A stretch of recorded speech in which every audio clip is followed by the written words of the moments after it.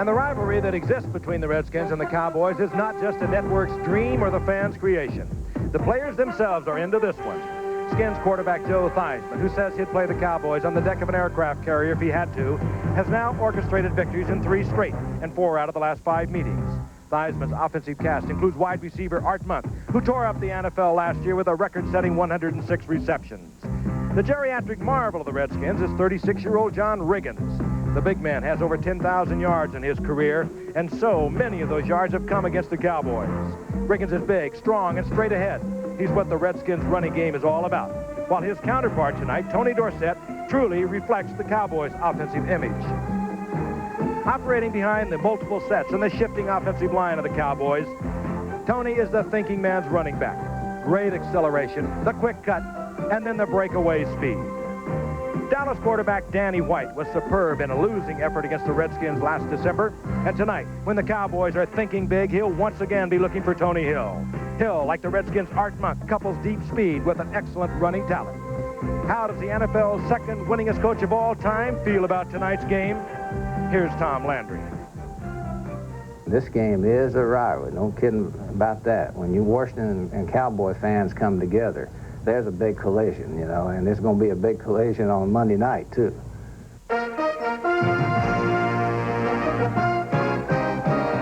Texas, just outside of Dallas, on a very warm Texas evening. It's a sellout crowd, 63,000 plus, and it's an emotionally charged crowd because it is the Redskins and the Dallas Cowboys. They have had some bitter games in the past. 11 out of 15 of the NFC title games since 1970 have been involved with the Redskins and the Dallas Cowboys. And working with me tonight, a newcomer who I know you have to feel the excitement of this, Joe. You had a similar thing with the Raiders years ago when you played. But here it is. These are professionals down here.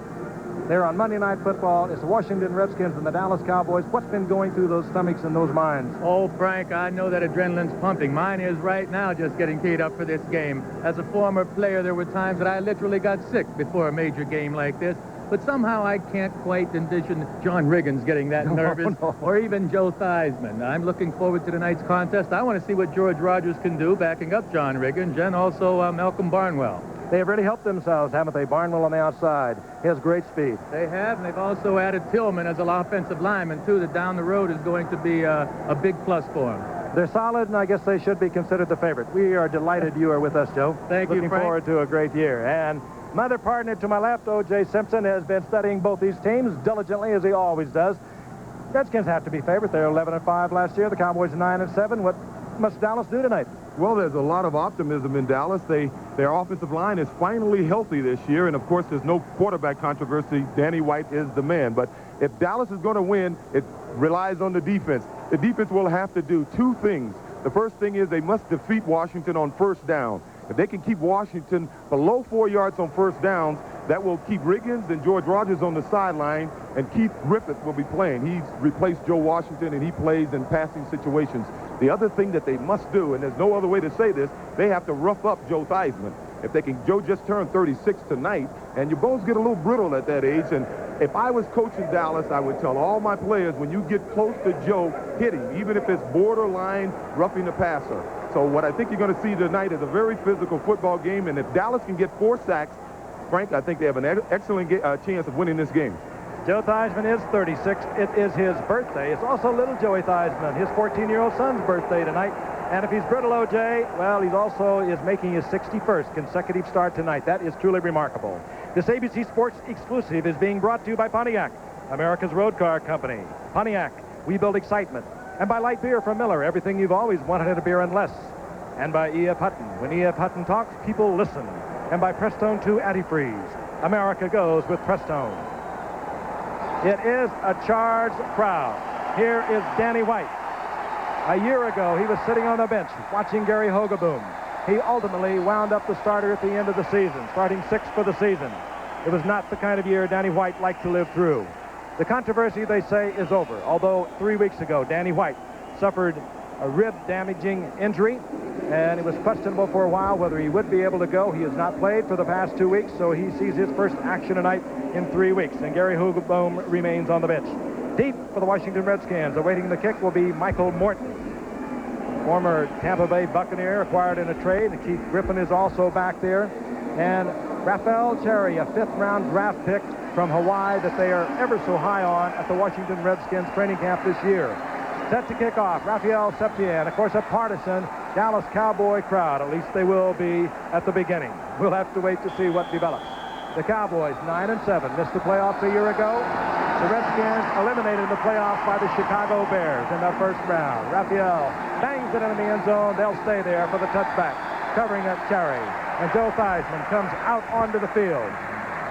In preseason, 61+% of his passes, 3 touchdowns, no interceptions. Last year, just under 60%, 24 touchdowns, 13 interceptions. But he can really damage the flex defense for the Cowboys. The flex defense is so disciplined. The players must be so disciplined. Joe Theismann breaks up that discipline with a little rollout. When he scampers out, he really hurts the Cowboys, and he has over the years. He's won the last 3 straight, 4 of the last 5. There is the flex 4-down lineman for the Cowboys. On 1st and 10, John Riggins. Fellows takes him as he crosses the 25-yard line. Defensively, let's meet them. Here they are. They are getting long in the tooth. But nevertheless, Randy White perhaps is the best defensive lineman in the game today. The linebackers, they've shaken that up. Anthony Dickinson is gone. The Yaley, Jeff Rohr, is opening for him. But they anticipate Jesse Penn, a rookie from Virginia Tech, will be in there shortly. The secondary, 3 of them, free agents. 1 a 7th-round draft pick, while all the down linemen were 1st-round draft picks. The makeup of the defense for the Cowboys. 2nd down and 4. Riggins pulls ahead to the 31-yard line. He has a 1st down. Randy White there as a principal defender. You knew him well, Joe. He gets stormed up for the big ones, doesn't he? Big John sure does, and this offensive line of his is doing a good job already. Mark May did a heck of a job on the first play, and Russ Grimm and Joe Jacoby on this left side have just opened up another nice hole. There you see May pulling around again, and Jacoby. They're just blowing the Cowboys off the line of scrimmage right now. The 1st down at the 31-yard line. Grimm, the left guard, will work primarily tonight against Randy White, number 54. Riggins, the workhorse thus far. There's a good opening by Jacoby, and Riggins exploits it to the 35-yard line. A gain of 4 before he's dropped by Jeff Rohr, the linebacker we spoke of a moment ago, who replaced Anthony Dickerson. Jeffcoat also in on that stop. O.J., he doesn't have the fancy moves. He doesn't have the quick feet of a Dorsett, or yourself for that matter, but the man is over 10,000 yards, and he's very special at 36 years old. He's only getting better. He's gained over 5,000 yards since he's turned 30, and he has an excellent offensive line. They say he marches to a different drum. He marches to a different band. 2nd and 6. They work him again. Riggins will have another 1st down. Out close to the 44-yard line. Dexter Clinkscale has to make the stop from the secondary, and when your safety men and cornerbacks are stopping John Riggins at 240, they are paying a price. Well, as you can see on that run, what's happening here is Joe Jacoby is really doing a job on Jim Jeffcoat, and they're going to keep running to that Cowboy right side as long as Jacoby can handle Jeffcoat one-on-one. And Russ Grimm, too. You have to mention him. He's a heck of an offensive guard. The Cowboys have called timeout. The Redskins, 3 consecutive 1st downs. They're at the 44-yard line, their own 44. Theismann will visit with Joe Gibbs. We'll be back in a moment. That's the best since he arrived in 1981 after directing the record-breaking offense for the San Diego Chargers. Cowboys use the timeout. The Redskins have a 1st and 10 at their own 44-yard line. We're just underway from Irving, Texas. Riggins over the left side. And whatever they did, they got straightened out because Dean Lockhart, who was getting cut off on those off-tackle plays to the left, finally got through. Got help from Jim Jeffcoat, but Lockhart, who replaced Bob Brunig last year, made the move here, O.J. Well, evidently, that's why they called timeout. The way the flex defense is designed is your defensive lineman will take care of the blocking, and the linebackers should make the tackle. And Lockhart did his job on that play. Tom Landry, who invented the 4-3, always will protect that middle linebacker. Get those big tackles down in front. Strip them before they get to the middle linebacker. There was a gain of 2. It'll be 2nd down and 8. Theismann gets out to the right, fires the shot. Gets it out to Malcolm Barnwell, the recently acquired wide receiver from the Raiders with the great speed. Was a starter there 3 years. Were you surprised, O.J.? I know you're close to the Raiders, that they let him go. Yeah, I was a little surprised at that, but I think this team may be a better team for Malcolm because he has a lot of speed, And if you throw short passes like that to him, that forces the cornerbacks to play him tight. Now he can really take advantage of that speed. As you know, with the Raiders, they run all their patterns about 20 or 30, 20, 22 yards. 3rd down and 3. Theismann throws underneath to Art Monk. He is close to the 1st down. I believe he has it as they mark it inside the 46-yard line. Art Monk, of course, the record setter from a year ago with 106 receptions, much like Tony Hill of the Cowboys, about the same stature, has the same moves. He can go deep and he can run with the ball when he gets it. Good coverage. Good coverage. You got a ground level shot here. The reason they're in this short yardage situation because Dallas did finally stop him on 1st down reasonably well. Dallas has to stop Washington on 1st down. Monk and Theismann squeeze out another 1st down. Riggins, they work the left side. And Riggins carrying tacklers for about 3 to the 42-yard line. Randy White, Jeff Goat was there. Again, Lockhart. Well, once again, Dallas, I would call that a successful 1st down play for Dallas. They held them under 4 yards. What happens when an offensive team gets 4 or 5 or over 5 yards on 1st down, the pressure is on the defense because they can run or they can pass, and the defense must play them straight. Monk and Barnwell go to the right as Tom Landry looks on. His 2nd down long yardage. Theismann, a lot of times, fires a shot intended out there for Barnwell, and it was Everson Walls providing the coverage. That was a heck of a defensive play. That ball was thrown a little bit short and low, but I believe he'd have still caught the thing.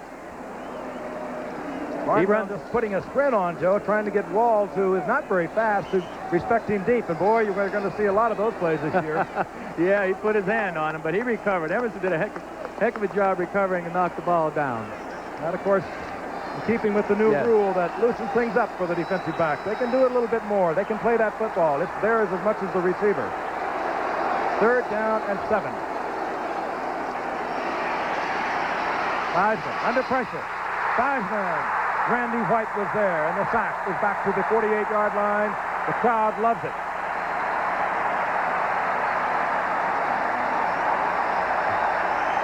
Randy White will put so much pressure this time, Joe, working against Grimm and Jacoby.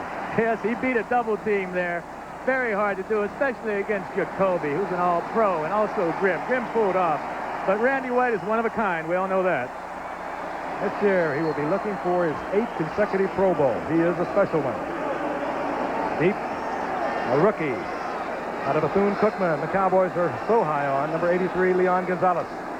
5'10", 162 pounds. Jeff Hayes puts it up and hangs it really high. Gonzalez hopes it goes into the end zone, and it does.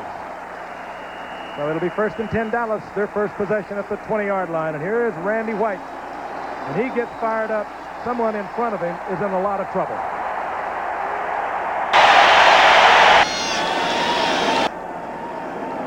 Overall, the Redskins and the Cowboys have met since the Cowboys were formed in 1960. The Dallas Cowboys have won 28. The Redskins have won 20. There have been 2 ties, but the Redskins have won the last 4 out of 5, and they've won 3 straight. The Redskins, of course, 11-5 a year ago, eliminated in the playoffs by Chicago. The Cowboys out of the playoffs for the first time in 10 years with a 9-7 record. No love lost between these 2 teams. That's for certain. 1st and 10 Dallas at their own 20-yard line. The always moving, shifting offense of the Cowboys, and they will move around. Tony Dorsett, 33. Timmy Newsom, the setback, number 30. Danny White fires it in and out of the hands of Tony Hill. Incomplete. Vernon Dean on the coverage. The offensive line for the Cowboys, Danny White works behind tonight, is in pretty good shape. Last year they struggled throughout the season offensively with that line. Injuries galore.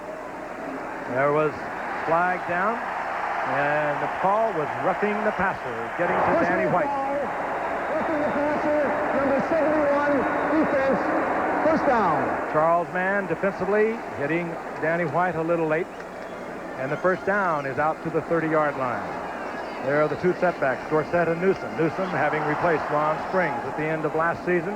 Not a terribly popular decision on the part of the Cowboys here in Texas, but it was one that Landry felt he had to make. Newsom now the single setback. He's a big one, 240 pounds, 6'1". Tony Hill in motion. And Danny White again to the air. Out Out of the backfield, circling out was Timmy Newsom. Ordinarily a good receiver. That was just good coverage by Rich Namath, the linebacker who dropped right into it. Both teams, oddly, and I say oddly because of the prevalence of the 3-4 now in pro football, using a 4-man down front. These are the 3 linebackers. They provide good coverage. They'll bring in Monty Coleman many times. Of course, great speed in the form of Darrell Green, but last year they struggled against the pass. 25th in the National Football League against the pass last year, and they gave up a lot of big plays. More big plays at 20 yards or more than any other team in the NFL. So the Redskins can be had. 2nd and 10. Good protection for White. Wide open Cosby. Cosby inside the 45 to the 43. First down, Dallas. Curtis Jordan made the stop. And when you got a big tight end like Doug Cosby, Joe, he makes a tremendous target. Oh, you have to use him. You know, they run so many coverages, a variety of coverages these days, doubling the outside receivers, that the inside pass receiver has to be able to get downfield. In professional football, they call it a vertical stretch. They want to get down the field. Cosby does a good job of it. A Pro Bowler a year ago. Good blocking tight end as well. First down near the 43-yard line of the Washington Redskins. There is no score. A little more than 8 minutes remaining in the first quarter from Irving, Texas. The Redskins and the Dallas Cowboys. Movement. Redskins move, but Dexter Manley is going to say he was drawn off, I'm sure. The crowd responds quite naturally. Danny White was muscled a little bit. That's what they're concerned about. He's playing with rib cartilage from 3 weeks ago. Referee tonight, Jerry Markwright, sorting it out with his staff. I tell you one thing, the Dallas Cowboy defensive lineman would love to get a shot like that on Joe Theismann. You know, I'm thinking both teams have the same game plan, O.J. They're trying to rough up those QBs. Solid game plan, if you ask me. There's Gary Hogaboom on the left of Tom Landry. Well, more than one thing must have happened. We will not speculate.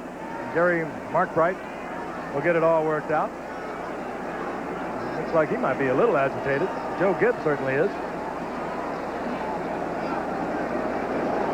Ready now for the call. Here's Jerry Markwright. It's a double foul situation. We have Oregon motion offense. 2 men moving at the snap. We have offside, number 77 defense. Penalties offset. First down. Well, nothing was working. In other words, we started all over again. Offsetting fouls. So it'll be first down, Dallas. Number 77 was Darrell Grant. He must have lined up offside. Can't figure that one out. Almost had to be. Otherwise, he would have been drawn off. That's the time remaining in the first quarter. No score. Tony Dorsett, the single setback. Still is yet to carry the ball. Springs up there in the wing spot, and that's Cosby in motion. Dorsett, big opening, and he could have kept his feet. That would have been much more. They have blown it dead at the 36-yard line. Tony Dorsett. And I don't know whether my colleagues are aware, little-known stat Steve Hurt came up with. While John Reagans is the oldest running back in the National Football League, starting running back, Tony Dorsett at 31 is the second oldest. And that is hard to believe. Dorsett, 6th on the all-time list. Reagans, 5th on the all-time list. Dorsett most certainly, with an injury-free season, will pass 10,000 this season. Second down and a long 3 as Dorsett remains a single setback. Newsom at the bottom in the wing position. Dorsett, they try it inside. There's a trap move. Dorsett breaks the tackle and gets inside the 30. First down, Dallas. Neil Okowitz made the stop for the Redskins.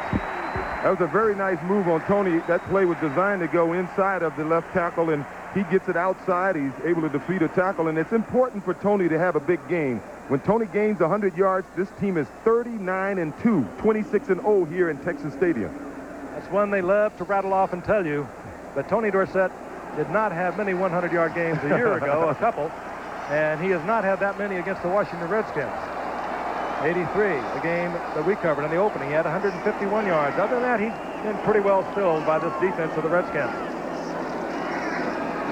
On the first down, White is in trouble, and down he goes, Dexter Manley, and over the years, he seemingly has owned Danny White, and I don't care how well Danny White's ribs have been over the past 3 weeks since they've been injured. When Dexter Manley starts tossing you around, things start to shake loose. They had to have some kind of a cross-up that time. Paz Derrick and Tony D were just looking at each other out there, and Dexter ran past the two of them. You know, in watching Dallas, if they can improve themselves in one area on offense, I would say would be faking. When they run a play-action pass, they really don't do a good job of faking the run.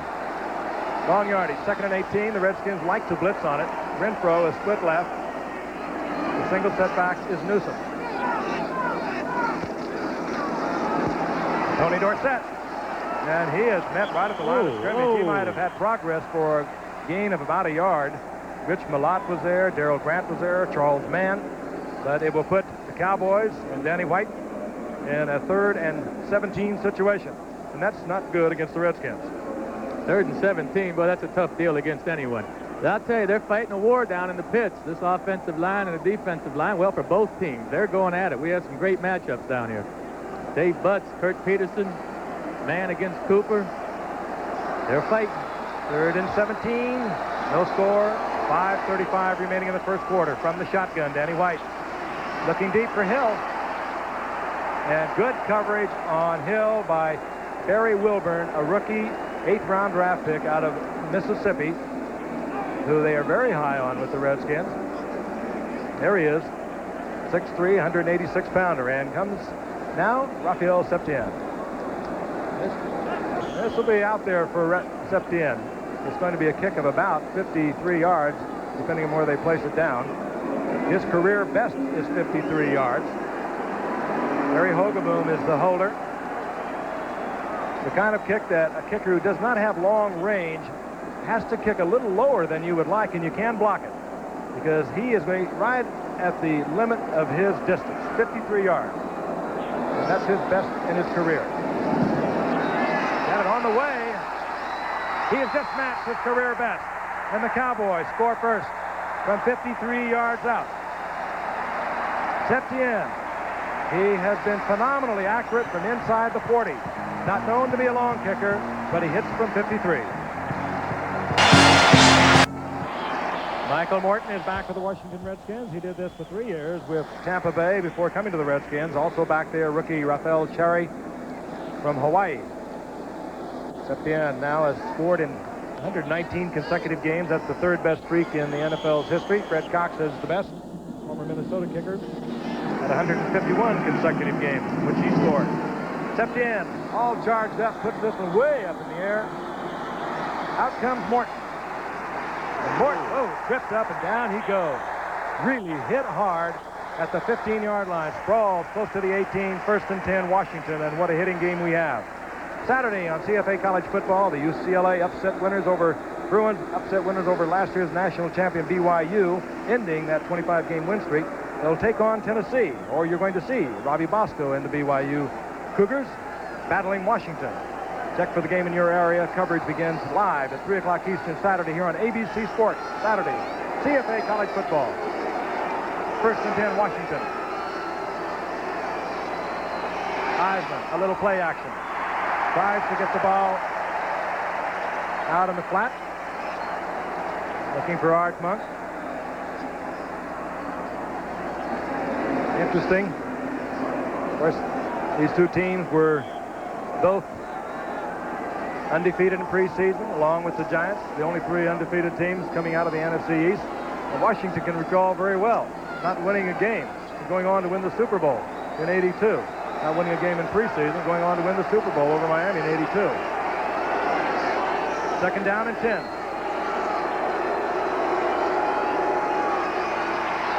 Theismann. Downs goes up. And yes, he comes down with it. Michael Downs leaping in front of Art Monk. Makes the interception, the turnover at the 47-yard line. Theismann lofted that ball a little too high. He had Monk for a moment, Joe, but he hung it up there too long, and Downs got it. That's exactly what happened, Frank. If you don't have someone downfield to help occupy that free safety, he's going to cover a lot of ground, and here Downs does the job. That ball was lofted just a little too high to get there. Well, Everson Walls gets so much of the attention, along with Bill Bates, the free agent hitter on that defense, and Dexter Klingstill, but Michael Downs led this Cowboy team in interceptions a year ago and also in tackles. And he has given the Cowboys a turnover at the 48-yard line of the Redskins. 5:04 remaining in the first quarter. White being pursued by Manley, and he has to hurry and attempt to Dorsett. Again, it was Dexter Manley pressuring. There's Michael Downs, one of those free agents that came up in '81 along with Everson Walls. What a find that was. Dexter Clinkscale actually came up in '80, but he started playing in '81. He's the other free agent in that secondary. Well, I like this kind of a boxing match here. Joe's getting some more direction. They opened up the last series with a pass on first down, which I like because Dallas had stopped them earlier on first down. Now here, Washington sends a blitz, and Neil Olkowitz forced White to throw the ball away. Joey Theismann, Joe's son, having his birthday along with his dad, Joe Theismann. Joe, 36 years old today. On second down and 10. White hurried again, but he has a man wide open. And coming down with the football is Tony Hill, and he timed it out beautifully for distance. He gets the first down, and another flag is down, and it could be a holding against Dallas. We'll look at it again. Here they're just playing a basic man coverage. To take the strong safety's freed up. Hill just ran a turn-in pattern and found the dead spot. Actually, I was wrong. Second down. Second down. I was wrong. It was my first time I was wrong. It was his own coverage. It will not be the last time, believe me. Pozderac, the guilty Dallas Cowboy, and they mark it back to the 42-yard line. I bet those offensive linemen get teed off at times. The only time they hear their name mentioned is when they get a penalty called on them. Well, Pozderac is working against Dexter Manley. He comes from the blind side of Danny White. They don't want Danny White hit. Dorsett with a quick move. But the defense of the Redskins ever so quick also. Rich Malott was right there. This time there'll be a further loss to the 39-yard line. And now you have a third down, extremely large yardage. You're careful here, right, Joe? Yeah, I wonder if they'll ever bring the quick kick back into pro football. I know it's used in college now and then, but in this situation where you have to get over 20 yards, it's very dangerous to throw the ball under the 20. The team's playing pass defense all the way. This is a risky situation for the offense. One of the fine kickers in football, Danny White out of the shotgun. Interesting speculation. 3rd and 23. Not in today's game. You go for a big one. That one could have been picked off. It was deflected at the line of scrimmage. Another flag is down. Danny White again hurried. And again, it was Dexter Manley. And again, the Cowboys were holding. I wonder if it could be, again, Pozderac. Number 61, offense, penalty declined, fourth down. Nope, they're spreading it around. This time it was Jim Cooper, the other tackle. But Jim was beaten earlier in the game by Charles Mann when Charles got called for roughing the passer. He's having a tough time over there. Rafael Cherry, 5th-round draft pick. I talked about him earlier from Hawaii. They are ever so happy to have him. They got him as part of the George Rogers trade. We'll talk about it later. In preseason, averaged 14.3 yards on his returns. And here is Mike Saxon. He replaced Danny White. Actually, they were looking to replace Danny White to give him a little breather. It's Mike Saxon out of San Diego State. Oh, and he puts up a beauty. He takes Cherry all the way to the 4-yard line. Wow, what a kick. And you understand why Saxon is here, and Danny White is now watching the punting unit. Saxon, that 58-yard punt. When it's that high, not much of a return, 7 yards. Fellows, the right cornerback who limped off, stayed on the field for a few moments, but then was able to walk off the field. His spot at the right cornerback has been taken now by Dennis Thurman. Thurman, of course, a 3-year starter at the right cornerback spot, but he's the kind of individual that you would suspect the Redskins would go to work on. He does not have the great speed. And quickly, they work in front of Dennis Thurman, and they go out to Clint Didier. Didier up to about the 18-yard line. Gain of 5. That'll bring up second down at 5. This is a good time to check out Dennis Thurman. You know, a lot of these football games are won on mismatches and lost on mismatches, and Dennis Thurman hasn't been a starter for the Cowboys for a while. If I was on that Washington team, I'd find out if he could cover my best receivers. Out to the left goes Calvin Muhammad. He with the great speed. Art Monk is split up to the top of the screen. They work Riggins to the right side, and the big one booms over the 20-yard line to about the 23. Close to the first down, perhaps a yard short. John Dutton there defensively as the offensive unit of the Dallas Cowboys gathers on the sideline. Well, evidently they must be talking about how they can slow down this Washington rush. The only way I can see is they're going to have to keep one of their backs in the backfield and help out. You mean the Dallas rush? Yes. No, the Washington rush. We were looking at Dallas on the sideline. That's the time remaining in the first quarter. The only score, a 53-yard field goal by Simpson. Cowboys leading 3-0. Play action by Reagan. He's trying to work outside, but it comes underneath to the tight end. That's Don Warren, who opened up. They tried to cover him with the linebacker, Mike Hagman. He could not stay with Warren, who is the best of the receiving tight ends of these Redskins. Certainly the quickest. We have a good play action fake here to hold the Dallas rush. And Joe Theismann, he started off slowly in this game. He had some open receivers and he missed them. Now he's throwing the ball right on target. I saw him practice a little bit last week, and he didn't miss a receiver in over 25 minutes of practice time. We'll see that again. Don Warren wide open as Mike Hagman, the linebacker, struggled to stay with him. First down and 10. You know, guys getting better with age. I think Theismann's getting better and better, too. I don't know how much longer he can play, but boy, just watching him work tonight and having seen him last week, I think he's terrific. Apparently there's something, that is the problem. The clock, the 30-second clock, is at 11 seconds. That cannot be right. Theismann instantly picked it up when he came out of the huddle. He says, hey, man, I got a little more than 11 seconds to work with. Now they're going to try and work it out. Joe, you want to talk about age. You know, I mentioned earlier that John Riggins has gained over 5,000 yards since he's turned 30, and you got to wonder about that. I gained 1,600 yards after I turned 30. I think, Frank, you gained about 252 yards. I read that today 30. myself, and I resent that. I went out and played wide receiver until I was 35. How many yards do you think Joe Namath gained after he turned 30? Golden Will, 15 yards. 15 yards, but you see, I wasn't trying to run with the ball back then. They're trying to figure out what is wrong with the electronic timing device, and I'm quite sure that Jerry Markwright is saying if we can't get it fixed in a moment, we'll take care of it right here on the field.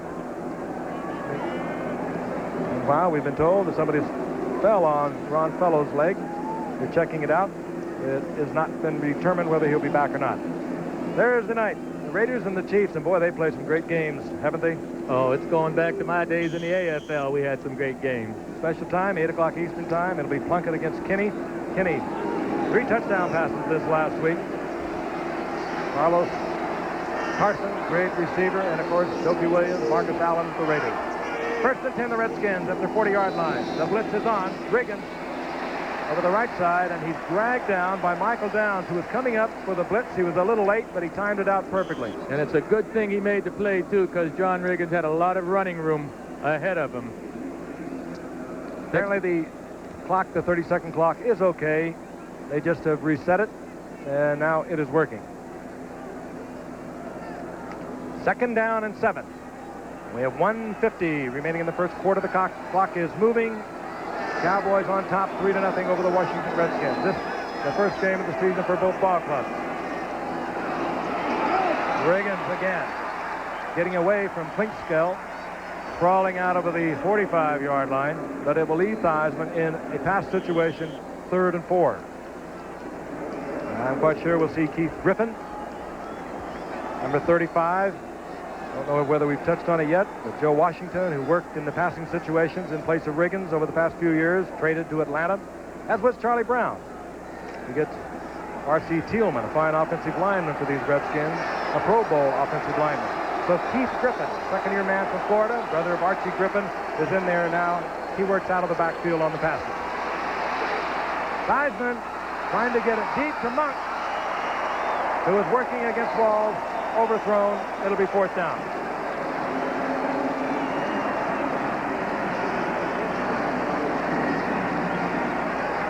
Big target, but they covered him from across the field. Walls coming all the way with him. Out comes Jeff Hayes, the punter, and Leon Gonzalez out of Bethune-Cookman, where he apparently learned a lot of football from Larry Little, the former All-Pro guard with the Miami Dolphins, who is now coach of Bethune-Cookman. Cowboys got him in the 8th round. And they really like Leon Gonzalez, number 83. Like him as a receiver also. Hayes puts one up high, and it hangs. Gonzalez from the 5-yard line, he bobbles it. And he steps backwards to about the 1-yard line when he's hit by Stuart Anderson. And the Cowboys are going to be deep in their own territory. A beautiful punt of 49 yards by Jeff Hayes, and one has to wonder if he should not have let this ball go, as we wondered a while ago when Cherry of the Washington Redskins handled one at the 4-yard line.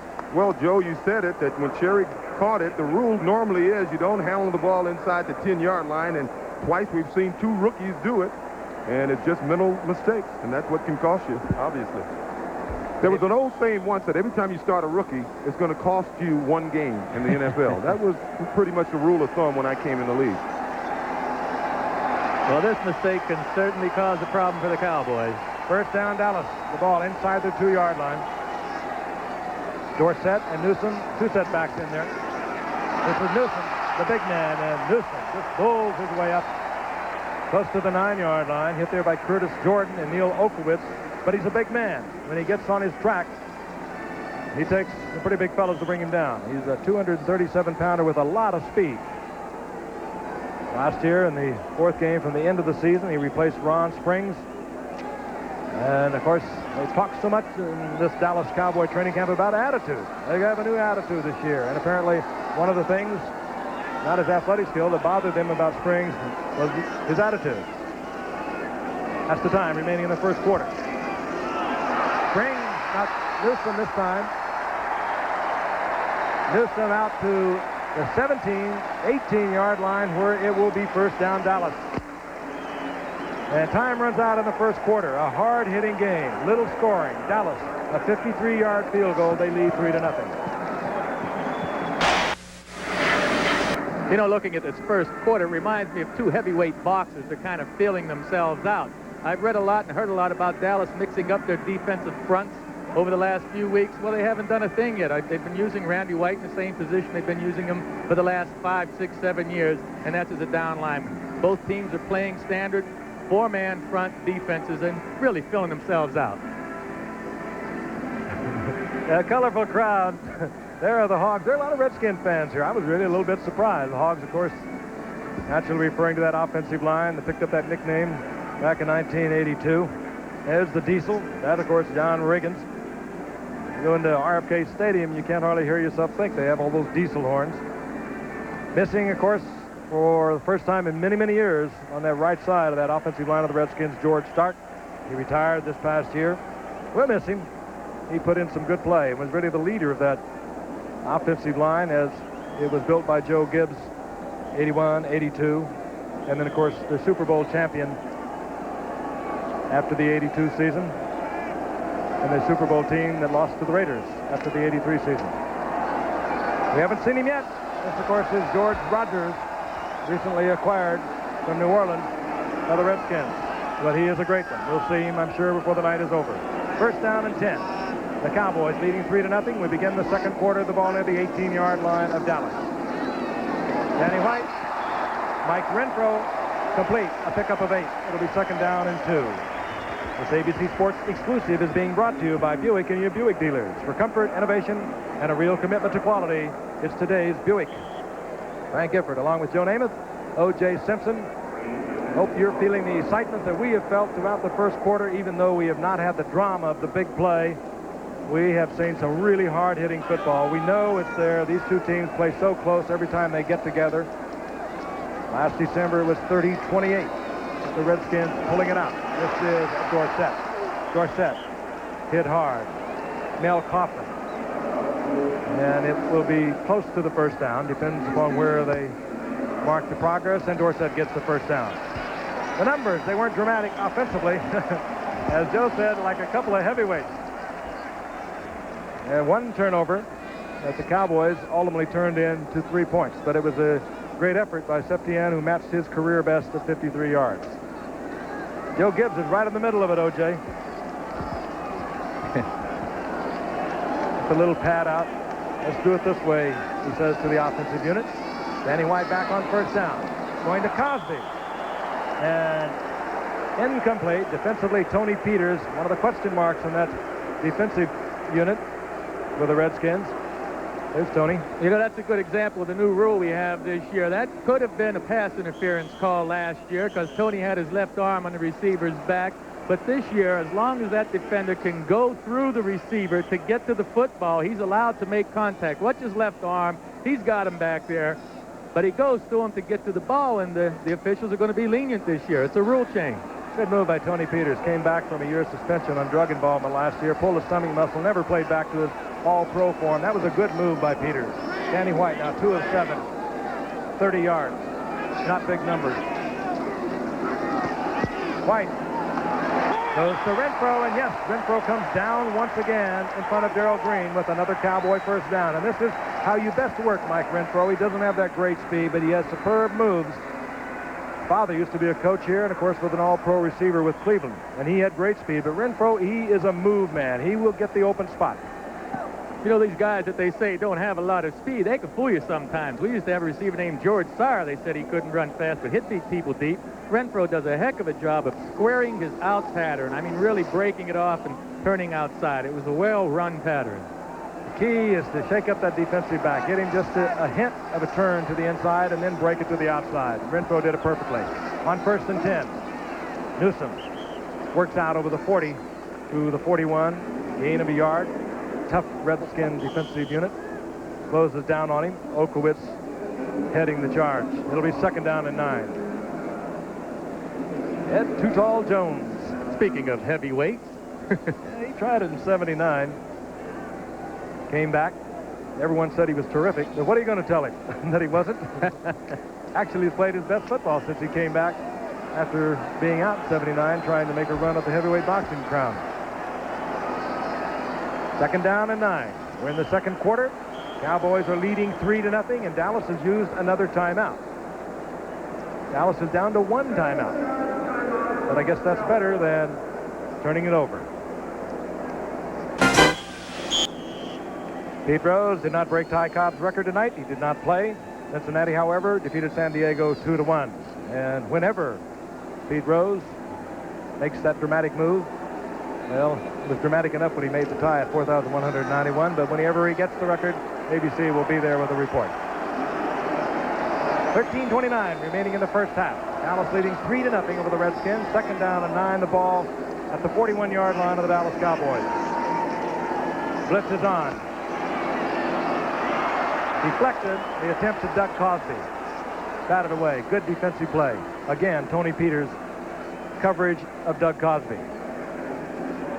Well, one positive thing for the Cowboys is in the first quarter, their offensive line really wasn't giving Danny White much room or the runners much room. This quarter thus far, at least on this drive, Danny White has had plenty of time to throw the ball. Revenge defense comes in for the Redskins. They bring in the rookie, Rafael Terry from Hawaii, another rookie, Barry Wilburn from Mississippi, an 8th-round draft pick, Cherry a 5th-round draft pick. They like him a lot at Washington, and from the shotgun on 3rd and 9. Danny White fires, and it is complete to Tony Hill, and he comes down with the football. Great concentration by Hill. He knew he was going to get hammered, and he did. He did get hammered, Frank. Curtis Jordan, the free safety, came over and laid a lick on him. I'm surprised he held on to the football, but Tony Hill is one of the top receivers in the game. Here you see Tony running downfield. He gets turned over to the inside. It's just a simple zone coverage, and the free safety didn't get there quickly enough. Jordan, another question mark at that free safety position, laying way off of Hill there. The Cowboys get the first down. They're in Redskin territory at the 43-yard line. Dorsett tried to change his direction, O.J., and just couldn't do it. But he can do it better than most. Well, that's another case of Washington's defensive line defeating the offensive line of the Cowboys. Normally, if a back is getting tackled by down linemen, that means your offensive line is not doing the job. That's right. You know, that was Todd Lieberstein that got in there that time. You got a fresh man in the game. We'll see a lot of that tonight, as much as either team can do with the 45-man roster, because it was about 90 degrees, perhaps, well, it was 96 degrees on the field just before kickoff. Probably has cooled somewhat. There was a loss of 2 on that play. It's 2nd down and 12. Newsom in motion and into the pass pattern. Danny White in trouble. Drops the football. It's loose. And covering quickly is Rafferty, the center. But the loss will be all the way back to midfield. That's a big break for the Cowboys getting that ball back. Tom Rafferty, the only offensive lineman to start every game for the Cowboys a year ago, as their offensive line was really racked up with injuries. Yeah, it's amazing what a quarterback can do if you give him some time. He can look great without the time. You look really ordinary, can't you, if you don't have the time. Third down, long yardage. From the shotgun.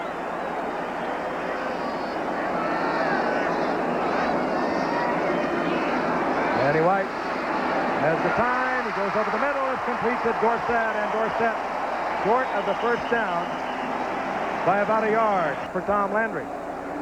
They have marked it about a yard short. It'll be fourth down. You see Tony's on the bottom of your screen. He does a real nice move on the safety who was in the game trying to cover him.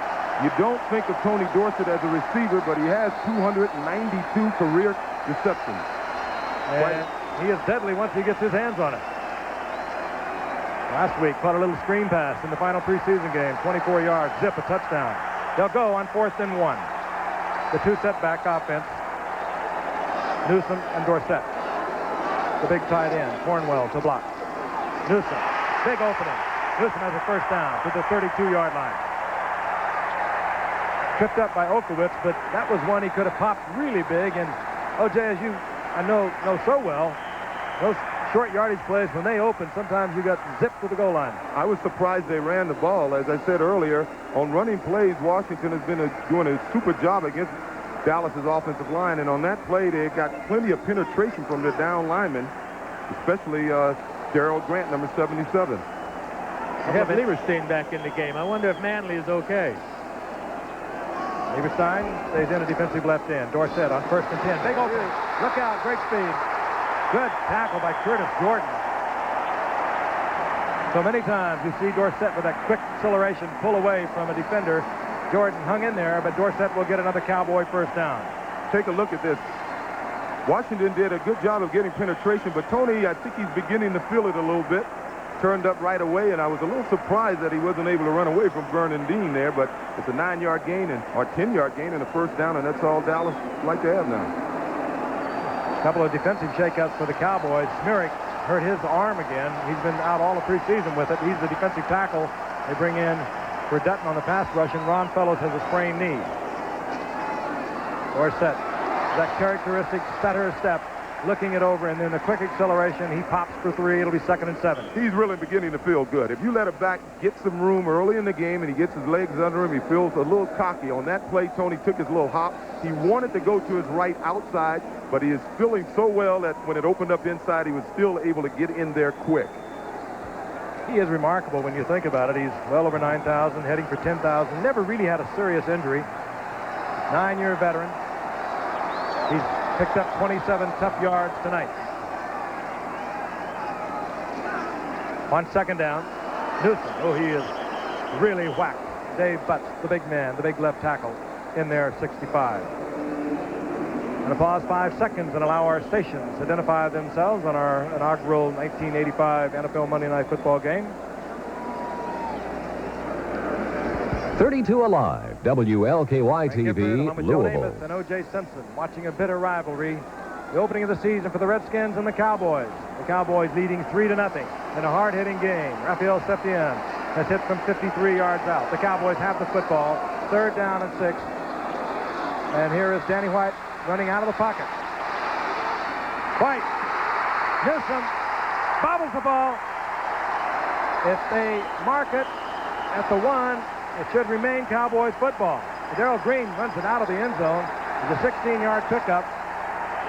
They must have called the ball dead because Darrell Green had a perfect right to run the ball out of the end zone without a whistle. They called it dead, but I'm not too sure it really was. Take a look at it again. White chased out of the pocket. He gets the ball to Newsom, makes a spectacular catch, and he puts his head down, tries to bull into the end zone, and he loses it. Coleman and Wilburn, and it was so close. Was he down? You'll have to be the judge. There he lost control of the ball. It really was close. Had the knees touched. His first down, goal to go. They mark it at the 1. The Cowboys keep possession. Cornwell, the big tight end on the move. Newsom into the end zone. And the Cowboys extend their lead. Mark Tuinei moved from the defensive tackle position of a year ago. The offensive tackle was in on that goal line play. Well, there'll be some conversation about that one. It was a questionable call at the 1-yard line, but one that honestly could have gone either way. You could not see the legs of Newsom on our replay. Were they down before the ball was knocked loose? There was not a whole lot of fussing and fighting over it, and the Cowboys took the next play in. Stepped in for the conversion to make it 10-0. Cowboys leading with 7:06 remaining in the first half. 10-0. A rather surprising score. We'll be right back. Now let's go back and take a look at that big pass play to Timmy Newsom that led to a Dallas touchdown. Now, as you know, Danny White was scrambling. Now, the question is his right knee down? I don't think the official was in position to see. From here, it appears as if he fumbled the football. Very tough call either way. They marked it at the 1, and Newsom on the next play took it in. Unfortunately, or fortunately, depending upon your viewpoint, the instant replay that they experimented with during the preseason, and they reversed at least one call that I know of in a game that we did with the 49ers. Well, they are not using that for the season. They're going to evaluate the preseason use of the replay to change the play a little later on, and I guess we'll hear more about that next spring. That's certainly not in effect this season. Set to go with 7:06 remaining in the half, and the Cowboys on top now, 10-0. Septien to kick off. Michael Morton is deep for the Redskins. Septien is really pumped up tonight. He carries that into the end zone, and Morton will bring it out. Hit at the 20 and sprawls out to the 23. The first man there, Victor Scott, for Dallas. Tough hitting football game. They always are, and if you ever think they might get out of hand, well, don't think too much about it. We saw the Cowboys come back from 23-3 in 1983 to win that game. They were down that at halftime. That's Timmy Newsom, who got in for the touchdown, his 16th of his career. And George Rogers has come into the game now for the Redskins. Acquired from New Orleans, former Heisman Award winner. 4,700 yards he's already gained in a 5-year career. A brilliant career also at South Carolina. George Rogers. Good shot by Theismann to Didier. Didier comes down with it. Redskin first down out at the 42-yard line. 19-yard pickup, and he did it right between Bill Bates and Dexter Clinkscale. Oh, Didier did an excellent job of reaching up and catching that football. And Joe is back on target. As I mentioned earlier, I'm surprised the Redskins haven't been able to get on the scoreboard yet. A fine catch and a perfect strike. But Dallas defense has been doing a heck of a job. There is George Rogers, 6'2", 229-pounder, held under 1,000 yards last year when he was forced to alternate with Earl Campbell. He didn't like it at all. He's now a Redskin, and Clinkscale on the blitz drops Rogers right at the line of scrimmage. You know, even when Riggins was in the game, Clinkscale was coming up on the line and blitzing quite a bit. What does this say? Let's hope it's true. Very artistic fans down here. There was a gain of about a yard, so we'll call a second down and 9. Art Monk stood out to the right. Calvin Muhammad to the left. Theismann has it batted away and unable to get back to the football. Was linebacker Gene Lockhart.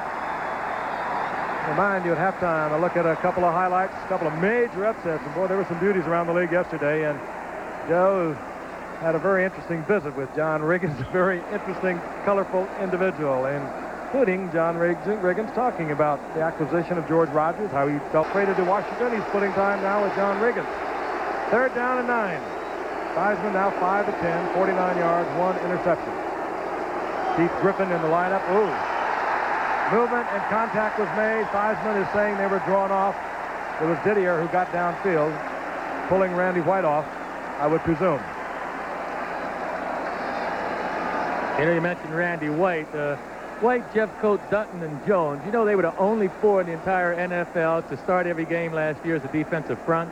The rest of the league, the NFL, every one of the teams had players hurt, game in and game out. False start, number 66, offense. Well, it was Joe Jacoby on the left side who made the false start. I think, quite frankly, it was Didier who turned upfield on it. And Joe got the blame for it. Big man. Looks like a house on that left side. 305 pounds.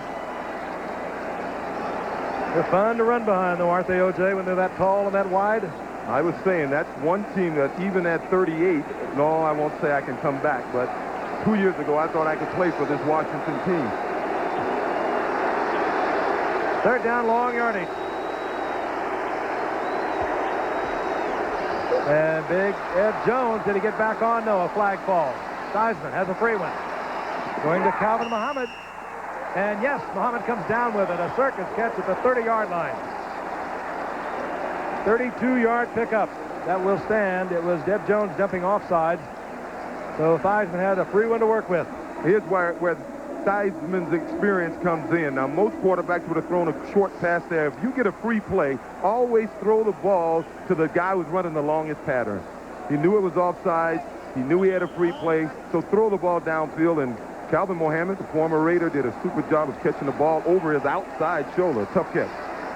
Oh, do the Redskins have speed on the outside now with Muhammad and Barnwell, Art Monk.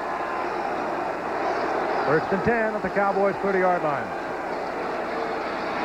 Theismann, Monk, and he doesn't hold on as he is hit by Dennis Thurman. That's when he bobbled before Thurman got there. Just a little loss of concentration. I mentioned that you can't predict anything by the early scoring between these two teams. It was a year ago in that final game of the season. The score was 21-6, Dallas, in the third quarter. And Washington came back to win at 30-28. This is the Redskins' deepest penetration tonight. And we have 6 minutes remaining in the first half. Second and 10. Blitz is on. Rogers struggles just inside the 30-yard line. A gain of a yard, if that. John Dutton there defensively for Dallas. Tell you what's surprising me so far is the success Dallas is having with the blitz. Joe Theismann being the seasoned veteran that he is on this offensive line, you'd think that they'd be able to cope with the blitz and pick it apart. But Dallas has got the heavy edge so far. Dallas with the blitz on several occasions have blitzed on the running play, and we've seen good tackles by Clinkscale and Dennis Thurman, both on the blitz, and Michael Downs. Third down 9. 4-0 defense in for Dallas.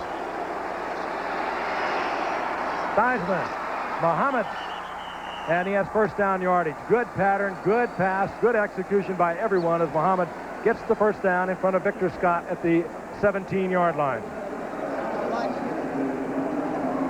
With the speed that Muhammad has, he just drives that cornerback back. That time is Vic Scott. He had to respect Muhammad. He had to respect him, too, because it was a blitz, and he was one-on-one back there in the secondary, and you have to give Muhammad some room. Redskins have something working. They're near the 17-yard line of the Dallas Cowboys. They trail 10-0, 5:15 remaining in the first half. Didier, the move man. Theismann fires to Didier. Did he get in? No. They're saying he's short of the goal line when he went down. 16-yard pickup. Didier, good receiver. He was on the move, got into the pattern. And Washington seems to be getting their things together here on offense. Now Didier is wide open. I don't know. It must have been a busted coverage. Clinksdale can't quite hold on to him. But to have a receiver that open in the secondary, you have to figure it was a broken coverage. 3 receptions tonight for Didier. 40 yards, this time for a first down and goal to go. John Riggins back in the lineup. Otis Wansley, he'll be the lead blocker in front of Riggins. They usually work over on that left side. There they go. Held short is John Riggins. And they don't fool around with them much. You have a pretty good idea where they're going when they get down there close. Grimm and Jacoby over that left side. They're Namath. Unusual to see big John Riggins trying to jump over the crowd, you know. You have to pull a Marcus Allen on us. Now the capacity crowd. The chant is picked up. Defense, defense. Tough down here. Strong offensive line with these Washington Redskins. And they got the 240-pound John Riggins to fire at him. Riggins again. And on the second effort, Riggins is in, as he so often does. 36 years old. He indeed is a geriatric marvel.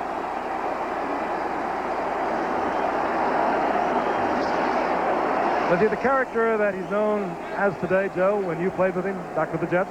Oh, he was a piece of work. But as I mentioned, well, we will see at the halftime during the interview, the teammates on the Jets and the teammates with the Washington Redskins have a great deal of respect for that young man. They really like him. Mosley puts the uprights, and the Redskins have pulled to within 3.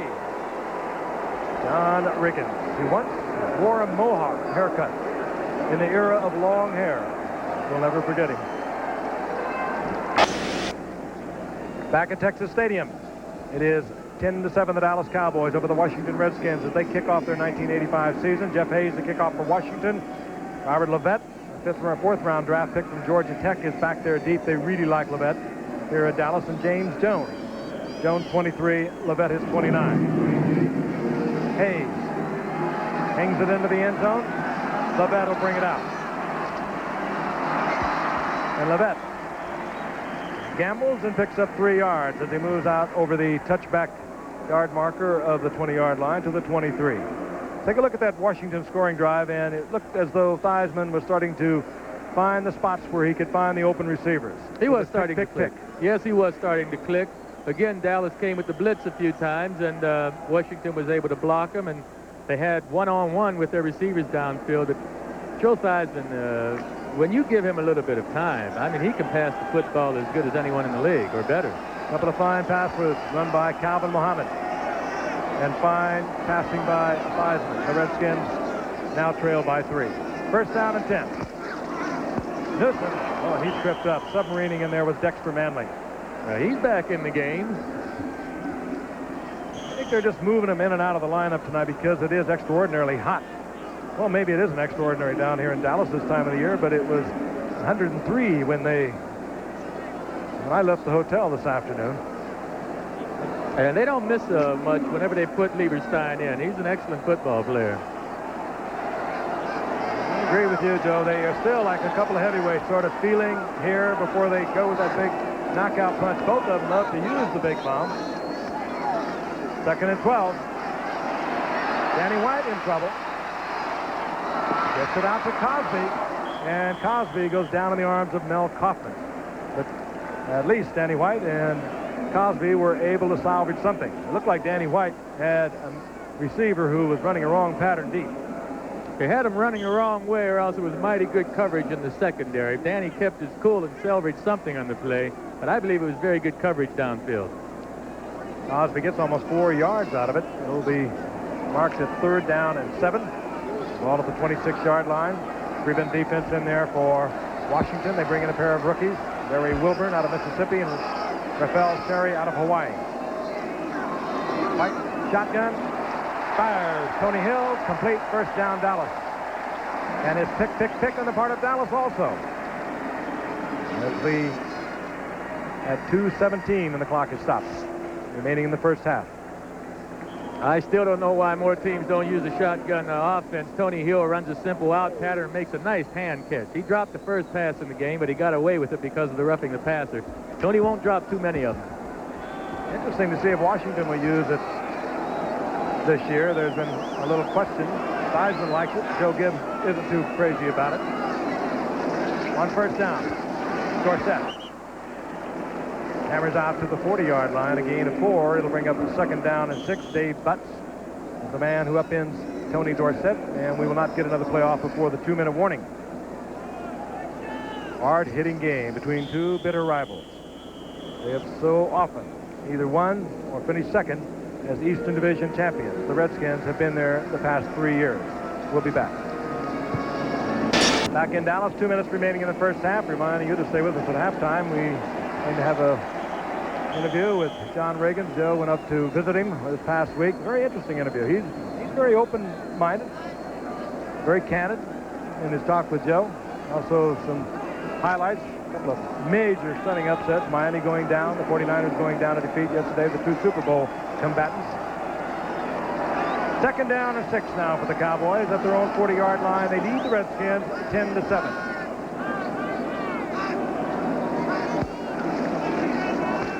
Pressure on Danny White. Trying to get the screen off, and the Redskins were covering the screen. Cosby was the tight end. Redskins picked it up. Danny White paid the price on that one. He got knocked over. Quick baseball note, if I could. Toronto has beaten Detroit 5-3 tonight. They are 2 up now on the Yankees. The Yankees are playing Milwaukee. They're in the 5th inning, and the Yankees are leading Milwaukee 2-1. There are the scores we were referring to a moment ago. Kansas City and California, of course, later. Winfield and Pagliarulo have hit home runs for the Yankees. And they are really hammering the fences.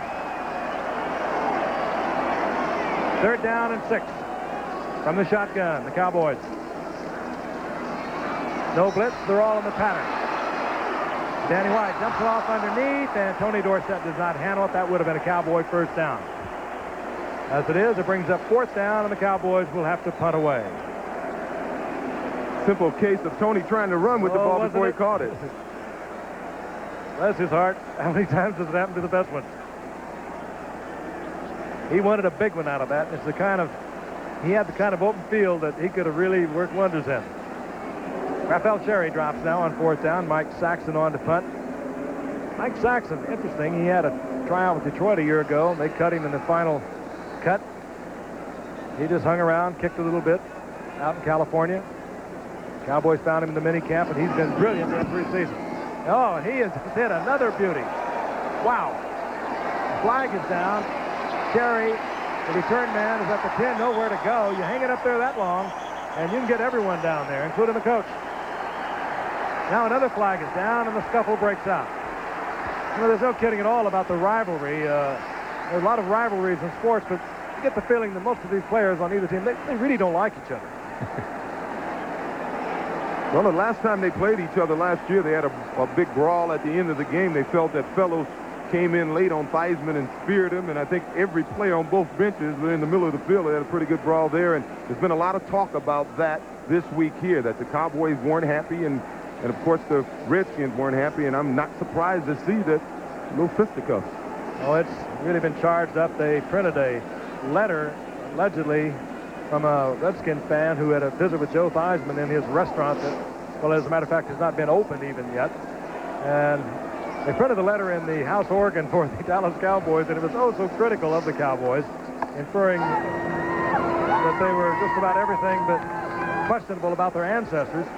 And, well, they, of course, that incensed Joe Gibbs, and he sent a memo off to the Dallas Cowboys, said it did not happen. So it's been that kind of a build-up to this game. We have a double foul after a possession change. We have a personal foul, unnecessary roughness on number 45, Washington, on the kick return, illegal block out of bounds. We have a personal foul, unnecessary roughness, number 55 on the kicking team. After possession had changed, first down. Well, it all happened after the possession. Barry Wilburn, the rookie from Mississippi for the Redskins, was the guilty offender there, and it was Steve Diassi of the Dallas Cowboys. In any event, I'm glad he had to sort that out. Jerry Markwright, our official. It's first down and 10, the Redskins at the 14-yard line. George Rogers stays in the game. And he misses the handoff, or Theismann just didn't give it to him. Theismann might have tried that on his own because Rogers looked genuinely shocked. And a lot of quarterbacks will run that bootleg totally on their own, but Rogers looked around and said, "Where are you, Joe?" Well, knowing Joe, being a smart quarterback that he is, if he wasn't sure of that handoff, I think he just kept it. I mean, he was not sure, but that's why he kept it. I don't think it was by design. Joe used to be a great scrambler, and he'd like to run the football, but I think he's past that stage now. He'll run when it's absolutely necessary. And, of course, they have not worked all that long together. Rogers being acquired for a first-round draft pick from the Washington Redskins. Second down and 9. Rogers. Oh, Rogers is really stacked up. Randy White, number 54. And he is really giving Russ Grimm a difficult time. Well, thus far, the Cowboy defensive game plan is working. They wanted to stop the Redskins from running the ball and thus controlling the game, but they haven't been able to get to Theismann, and Theismann's been completing a few passes this quarter. It looks as though Washington may let this clock run down. Dallas does have one timeout left.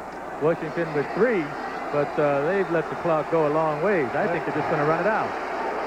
They get it off with 1 second on the 30-second clock on 3rd down and 10. Theismann very careful, but boy, I'll tell you, that's a dangerous pass to throw on a 3rd down and long, deep in your own territory. Clinkscale almost picked it off. You see, I had a gut feeling that he should have let the clock run out. That was mighty close to disaster right there. Let me tell you, Dexter Clinkscale will get a point for knocking the ball down, but if he wasn't there, Victor Scott had a perfect lead on the ball, and I think Dallas would have had 6 more points. In other words, it was a pass that Joe should not have thrown. I wouldn't have thrown it. I know that. They'd have run some more time off the clock or else force Dallas to use their timeout. Now Dallas is going to get the ball in the middle of the field and have a timeout left. Exactly right. Clock stopped on the incompletion. Jeff Hayes hangs it up high. Leon Gonzalez, the rookie, at the 40-yard line, and down he goes. He stacked up good coverage by the special teams of Washington, who are always one of the best units in the league. Greg Williams hustling down there for the Redskins.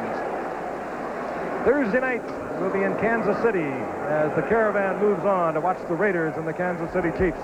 Jim Plunkett going strong now in his 15th year. I guess he's going strong. You've been around him a lot, O.J. How are they looking? They're looking good. You know, they never looked great in the preseason, but they're a team that plays with a lot of emotion, and the season is here now. Doki Williams, one of the reasons Barnwell was able to go to the Redskins. He's having a tremendous year already. Great day yesterday against the Jets, Doki Williams. Danny White on 1st down. They'd like to get 3 if they could. They'll be careful with it. They don't want to turn it over. They get the completion. They stay in bounds. Mike Renfro is the receiver. Picks up 5 yards. Clock continuing to move again. Cowboys with only 1 timeout.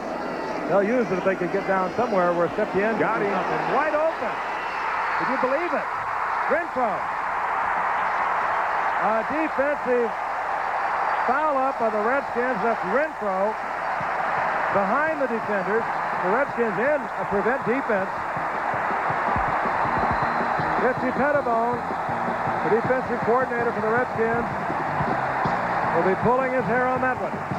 When you start a rookie, you're going to have some problems. Mike Renfro was working on Barry Wilburn. He made an excellent out move on him. Wilburn fell for it. You'll see Wilburn try to grab him. It's a little too late. It's all she wrote. We talked about the moves with Renfro, and he put one on the rookie from Mississippi. And you would think that he'd have somebody covering him deep. They almost have to in that situation of the game. Cover those outside men some way doubly. Simpson puts the upright. And the Cowboys move out once again to a 10-point lead. Mike Renfro takes it in. We'll be back. Well, that may have been a rookie mistake, you know, a typical rookie mistake. Why not give up the out? He's only going to gain 5 or 6 yards. You don't bite on an out move at this stage of the game, and certainly without any help. Barry Wilburn out of the University of Mississippi just simply bites on the out move without any deep help. That truly is a rookie mistake. And let's go back to earlier what you said, Joe. And the Redskins could have run some more time off of that clock, knowing the Cowboys only had 1 timeout. They threw the pass. The incompletion stopped the clock, and the Cowboys ultimately got 7 out of it. Septien hits it, and bringing it upfield is Wansley for the Redskins as we run out of time here in the first half. The Cowboys scoring with 6 seconds left in the first half. They lead 17-7. A typical Washington-Dallas Cowboy game. We hope you're enjoying. We'll be back with our halftime activity. Races going on. Meanwhile, we're ready to go. Second half action. The Cowboys over the Redskins 17-7. Jeff Hayes will kick off for the Redskins. Deep, Robert Levette and James Jones. This will be Levette, the rookie from Georgia Tech, moving out. And he gets over the 20-yard line to the 21. Calvin Muhammad on the special teams, hustling down there. Danny White getting final instructions before he steps back into the huddle. Again, appears to be throwing the ball fine. Apparently no trouble at all with the rib cartilage that he had damaged 3 weeks ago. in the first half, and both teams were very cautious in their passing game. Danny White was 10 of 18, 165 yards, 1 touchdown. Theismann even more cautious than that. He was 8 of 15, 108 yards, 1 interception. Neither team has really tried to get deep on the other. Set to go at the 21-yard line. 1st and 10. Tony Dorsett, single setback for the Dallas Cowboys. Dorsett works the right side, breaks it back inside to the 25-yard line. That darting, twisting movement, and nobody runs that low to the ground as Tony Dorsett. And, of course, when you're at 185 pounds and you've survived 9 years at carrying the ball as many times a year as he does, O.J., you've got to have something going for you. Well, he definitely does it with quickness. He got 4 out of it, did Dorsett. It'll bring up 2nd down and 6. Wide receivers are Mike Renfro and Tony Hill. Hill is 80. Renfro is 82. Newsom is a single setback now. Newsom, number 30. Danny White. Ooh, good coverage over there. Danny White, I'm quite sure, just put that one into the turf. Good coverage on the part of the Redskins. Vernon Dean was in a good position for the interception had White tried to go to Renfro. Let's take a look at the stats. First, the first quarter, and then we'll dissolve those into the halftime stats. Again, a very conservatively played game. Dallas with an edge in passing yardage, total yardage, by about 56 yards. But it has been a very cautiously played game on the part of both teams. 3rd down and 6 from the shotgun, the Cowboys. Danny White with a lot of time. And that was almost picked off. Diving for it is Sherry, the rookie from Hawaii. And did he want that one? Danny White had plenty of time to find a receiver. That just tells you that secondary was doing a superb job covering the downfield receivers. Well, the Redskins only brought 4 defensive rushers that time, and so that helped Danny have a little time. I'm not too sure Danny is throwing the ball with the kind of zip that I've seen him pass it with in the past. That last one didn't look very sharp. All right, Mike Saxon, who has hit some towering punts tonight for Dallas, is on. Raphael Sherry, who just missed an interception a moment ago, is deep for the Redskins. Saxon has punts of 58 and 51 yards for Dallas. This one, he does not get off as well, and it does not take a very favorable Dallas bounce until now. The Redskins are saying that a Cowboy touched it up at the 35, but they get no response from the officials, and the Redskins will get the football at their 25-yard line. A 50-yard effort, and actually that ball could have been fielded, and it would have been something like about 32. You don't expect to see these kind of things happen in professional football. The 2 punt returners catching the ball are trying to inside the 5-yard line, and then what we just saw here, they allowed the ball to roll deeper into their territory. College, high school football maybe, but I don't like to see it in professional football. There'll be a little counseling next week with the special teams coach. George Rogers stays in as the running back for the Washington Redskins. Big number 38. Monk is in motion, and Theismann will go up on top to Monk. And Monk taken out of bounds, but not until he moves up to the 32-yard line. It was Everson Walls defensively. It'll be 2nd down and 3.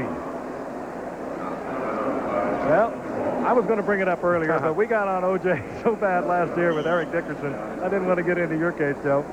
But he's been around a lot longer than you. Well, he sure has. My goodness, 21st place. I thought I did better than that.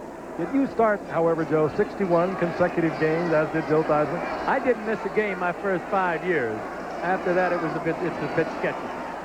Rogers gets the 1st down. He moves to the 38-yard line. Mike Hagman, Gene Lockhart there defensively for Dallas. I think we're going to see a little more George Rogers and Washington running the ball this half because they take a lot of pride in their running game. Their offensive head coach, Joe Bugle, must be pretty upset that they only gained 44 yards rushing in the first half, and that's not typically Washington. There he is. He is the all-time New Orleans rushing leader with 4,267 yards in only 4 years. Cowboys show blitz. They bring the blitz. Theismann tries to get it off, and he has to unload it. He wanted to go to Art Monk, but the pressure was there, and Theismann got hammered. Lockhart came. Jeffcoat was there.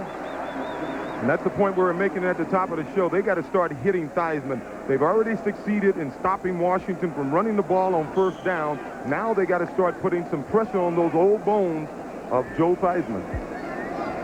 You know, had Joe looked to his left that time, Don Warren was open down the middle of the field. That's the thing Dallas has to be careful with. They're blitzing. They came with the blitz the last time. Dallas may get caught with that blitz one-on-one because Theismann is a smart ball player. Second down and 10. 38-yard line, the Washington Redskins. Theismann never survives with the inbound.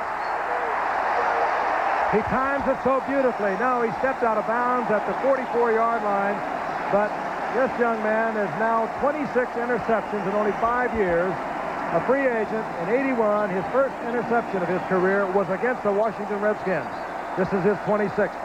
And he is just sitting back waiting on this pass. It's a lot easier to play defense when you know the offense must throw the football to be successful. Oh, that's a tremendous effort, though. Walls does not have great speed, so he has to respect the speed of Muhammad.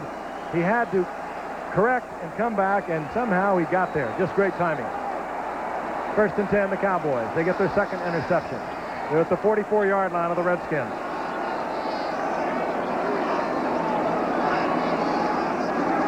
Danny White floods both backs. Pressured, and he hangs one up to Renfro. Oh! And he comes down with it. They give him the reception at the 25-yard line. Danny White, I'm quite sure, was just under tremendous pressure, just hanging that up. I think he wanted to throw it out of bounds. Yeah, that linebacker, I didn't see the line. Kaufman, who it was, came clean. Renfro just makes a tremendous catch, and this is for his 200th career reception. And it was a beauty. Of course, he had 160 of them at Houston.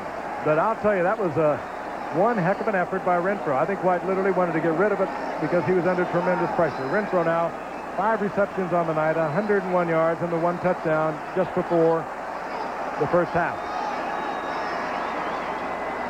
Tony Dorsett, single setback. Dorsett, a little quick move up the middle, the darting, the twisting to the 21-yard line, gain of 3. It'll be 2nd and 7. Cowboys leading 17-7. Redskins last year, 11-5. Knocked out of the playoff picture by the Bears. The Cowboys didn't make it for the first time in 10 years. They were 9-7. And what an effort again, Renfro. He does that as well as anyone in football. 2nd and 7.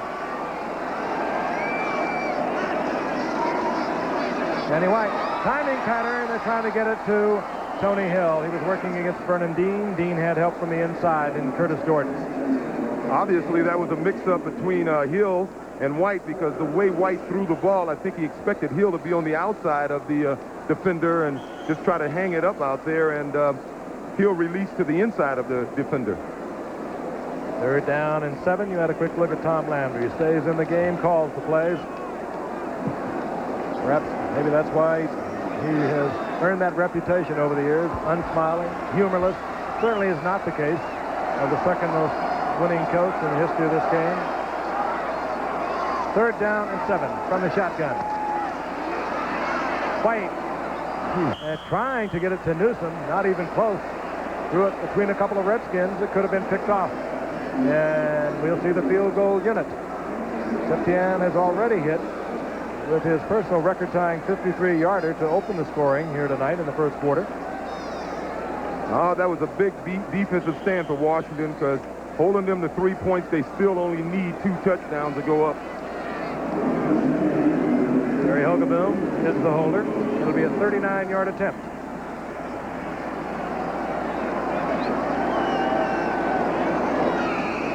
Rafferty will put the snap on for the Cowboys, number 64. Septien, he is deadly from inside the 40. Over his career, he's hit on 110 of 123 attempts from the 40 or in closer.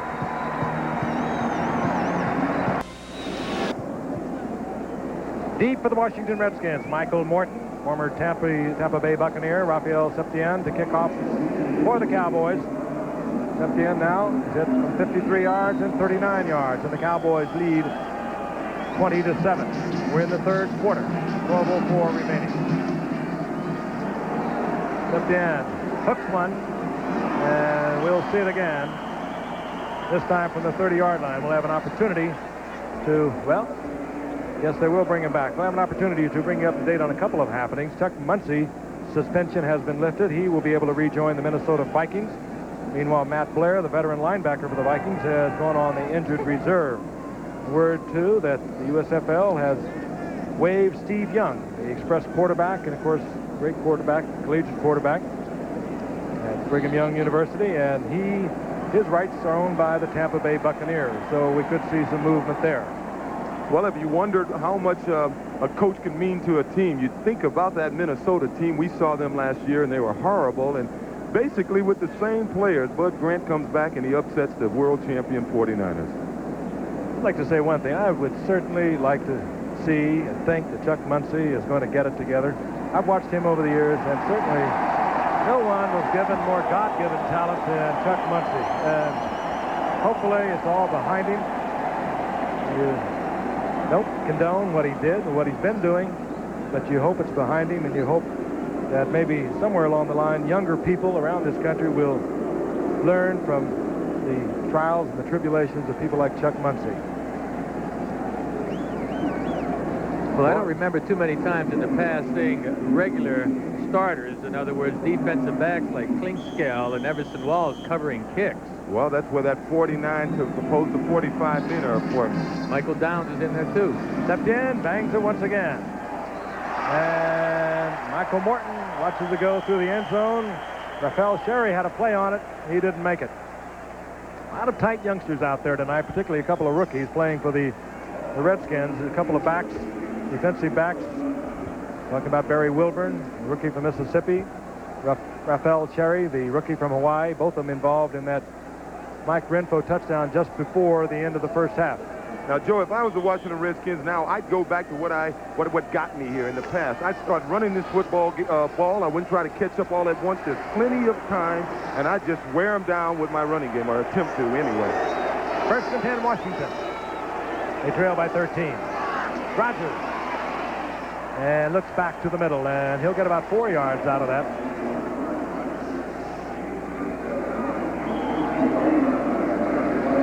Randy White defensively and John Dutton.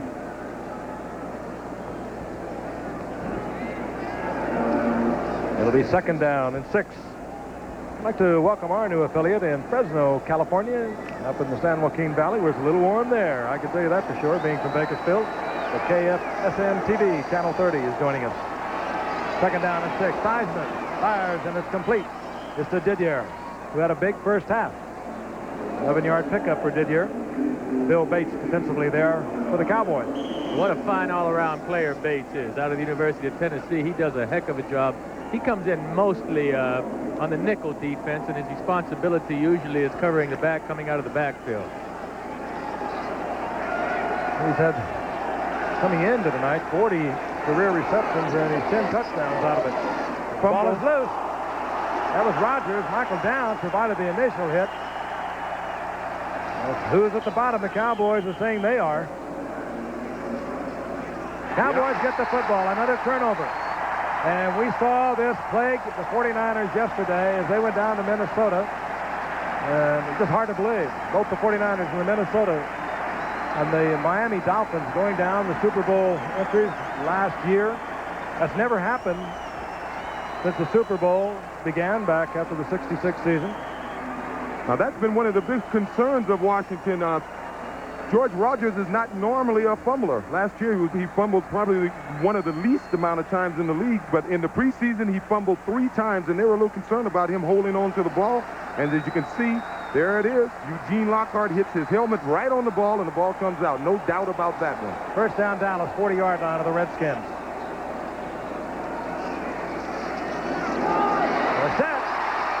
Dorsett almost broke the last tackle.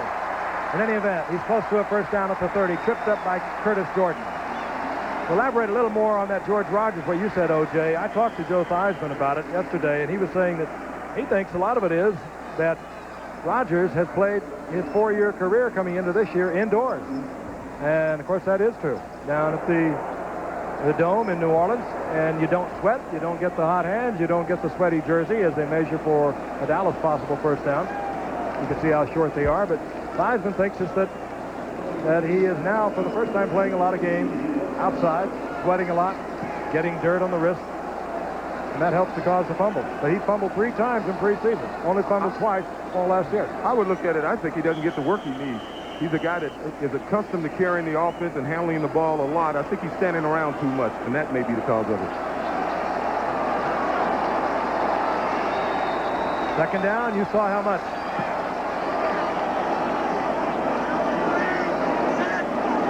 Newsom and Dorsett exchange positions. This is Newsom, and he dodges a tackle, gets the first down and more. Good running. Timmy Newsom inside the 25 to the 24, first down Dallas. Again, another reminder, Thursday at a special time. It'll be 8 o'clock Eastern time, and this should be a beauty. They've played in so many terrific games. The Raiders coming off just a complete drubbing of the Jets. And of course, Bill Kinney having a big opening game for the Raiders, or rather for the Kansas City Chiefs. Truly one of the great series, the Raiders and the Chiefs. Somewhat similar to the Dallas Cowboys and the Washington Redskins. No love lost between the two teams. Good to see Marcus Allen do his thing for the Raiders. That's Thursday, 8 o'clock, out here on ABC. First down and 10. Cowboys, and smothered is Tony Dorsett. Dexter Manley all over Dorsett, and there's a loss to the 26-yard line of 3. It is hot. It was 96 degrees. Sonny Jurgensen, who is a radio announcer for the Washington Redskins, told me just prior to kickoff they set the temperature down in the end zone. It was 96 degrees down there. You know what was funny? On that play they just ran, it was virtually the same play they ran before. It didn't work. It was an exceptional effort by Timmy Newsom to get some yards out of it, and they came back to it again, and it didn't work again. I don't think we'll see that play again. Redskins need an extraordinary effort from their defense. They are down 20-7. We're almost midway through the third quarter. They do not want to fall 7 more back. Danny White tried to get it to Mike Renfro. Good defensive play, Darrell Green. Renfro having a big night. That one thrown a little bit behind him, but Green was right there with him. Yeah, it was man-to-man coverage that time, and Green did a heck of a job. You know, we talk about fumbling the football. Rogers hasn't been known as a fumbler, and we mentioned as George being one of the better ball carriers and not letting go of the ball. Rob Carpenter from the New York Giants, by the way, is the leader in that category. He's fumbled the fewest times for carrying it over 200 times in a season. Third down and 13 for Dallas. They'll work from the shotgun. Redskins showing blitz. They come with it. Good pickup. Single coverage and a great effort. Great defensive effort. It was Vernon Dean and Darrell Green back there defensively. That was a wonderful defensive effort. The timing on this safety blitz was way off, so Danny had plenty of time to throw the ball. He underthrew it a little bit, enabling Dean to make the block, or Green, excuse me. It was a great effort. Tony Hill had turned Darrell Green completely around. Single coverage. It should have been 6 and would have been against most defenders. Septian trying to go for his 3rd field goal tonight. He's hit from 39, 53. This is from 44.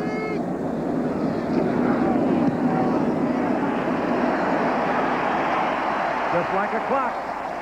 Stepped in from 44 yards out. But again, the Redskins have been able to keep the Cowboys out of the end zone. This was a problem that plagued the Cowboys last year. They'd get it down there, but not in. The Texas wave. Not much of a wave. Maybe a little too sophisticated, perhaps, here in Texas Stadium for this.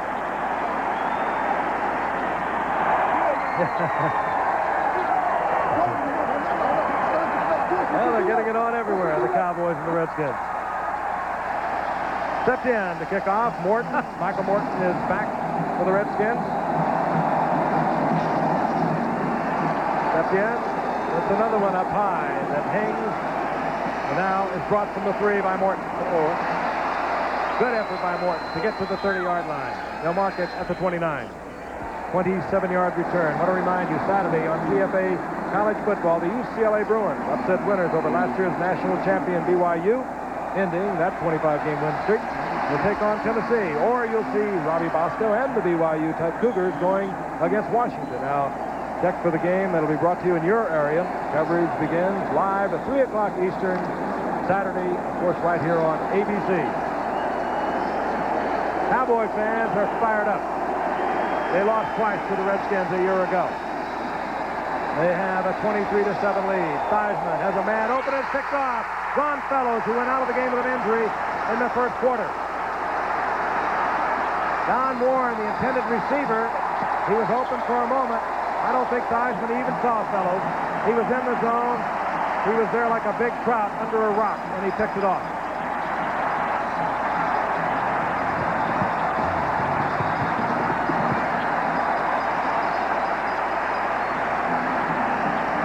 Warren comes across. Theismann tries to get it to him, Joe. Yeah, it's a good play-action fake, but I think you're right, Frank. He simply didn't see Fellows laying in the grass there. It was a loose zone defense, a poorly thrown pass. Another turnover. Again, in Redskin territory. 3 interceptions and 1 fumble. Cowboys have come away with points on all occasions.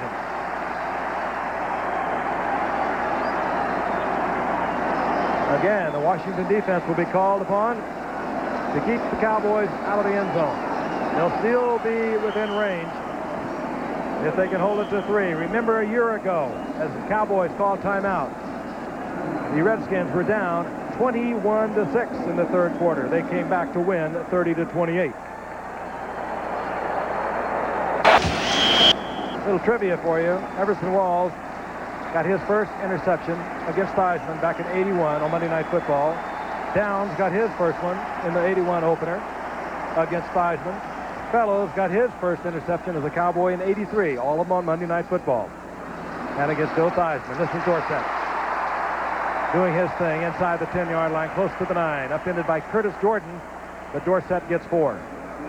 But Tony is getting the tough yards. They haven't been easy tonight, but he's running hard. This team is a fired-up football team, and thus far it's because of the Dallas Cowboy defense. They've done an excellent job. They've played these guys like a drum as we look at Ron Fellows. Got to be feeling pretty good. And the offense has not hurt the defense. They have been very cautious. They're 11 of 25 as Danny White, 185 yards, 1 touchdown. Last 4 have been incomplete, but the Cowboys have not turned the ball over. The Redskins have turned it over 4 times. 2nd and 6. Timing to Tony Hill. He was battling with Darrell Green. There are no flags, and I believe last year we would have seen one. Danny White went down once again. I think Tony simply didn't see the football that time. But Danny did take a good look. He looks like he's all right, though. Not a bad call. A 6'2" or 6'3" Tony Hill working against a 5'8" Darrell Green, man for man. If you can just put it up there, you have to think that Tony Hill, a superb athlete, can outreach Darrell Green. Could even see it again. I think Darrell Green, what he would like to do in that situation is not let the receiver get on the outside of him. Green now against Tony Hill. Once again, top of your screen. Inside to Dorsett. Forget it. Touchdown. Oh, he explodes through the line of scrimmage.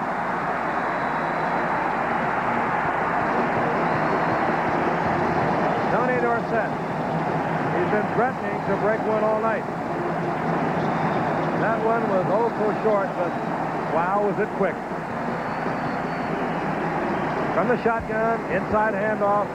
Good explosion by Rafferty, Peterson, and Titlenger. And the Cowboys are threatening to put this one out of reach. The Redskins defense has been bending all evening. They have held, in most occasions, they have held the Cowboys to a field goal. Thus was not the case when the Cowboys moved out on top, extending their lead to 30-7. Let's take another look at the interception by Ron Fellows that set up this touchdown. Now, Theismann was trying to get the ball to Don Warren on a crossing pattern. What Fellows did in the zone defense was drop back. He kind of hit. I don't think Joe Theismann ever saw Fellows, and he made the play because Fellows had backup help behind him in Michael Downs. Another great interception. Turnovers are going to hurt football teams. They're going to have football teams on the losing side of the game. That was the fourth turnover. Here comes Michael Morton for the Redskins. And he is upended at the 15 and sprawls out to the 18. Take a look at that scoring drive again. And it wasn't much of a scoring drive. Following the interception, Dorsett exploded right through the middle out of the shotgun. Got a good block from Rafferty. Popped it in. There it is.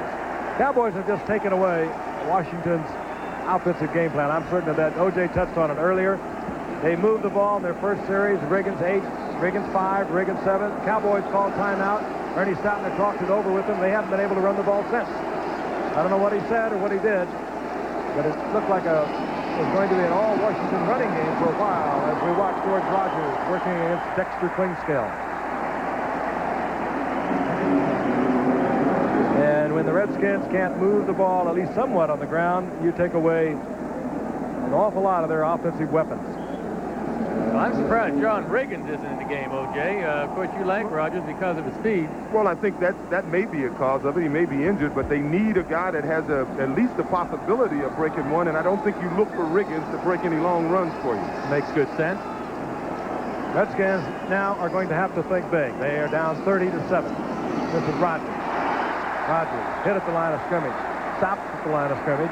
It'll be 3rd down and 6. Gene Lockhart, It looks like replaced Bob Bruning as the middle linebacker for the Cowboys this year, was there with Ed Jones. Well, it appears as if Washington is trying to go back to that game plan. Running the ball. They're expecting a pass rush. They're trying to fool Dallas, and Dallas beat them both times. Keith Griffin is in. Rogers is out. Griffin works well out of the backfield. It's 3rd down and passing yardage. Yeah. Oh, that would have been 6 points had Dennis Thurman come up with it, or rather Victor Scott. Oh, he came so close, the second-year man from Colorado. So it's amazing. You get a team out of their rhythm. He got him out of there. Dallas has Washington out of their rhythm, that's for sure. Theismann hasn't had many days as bad as the one he's having tonight. But this game's not over. He does throw it right to Vernon Scott. Should have been intercepted. Should have been another touchdown. Redskins are still in the game, though. Cowboys will get it back in good field position. Jeff Hayes, the punter. Leon Gonzalez is back. Hayes has an end-over-end job going for him, and it takes a Cowboy bounce that the Cowboys watch go to the 42-yard line where it's killed by Anthony Jones of the Redskins.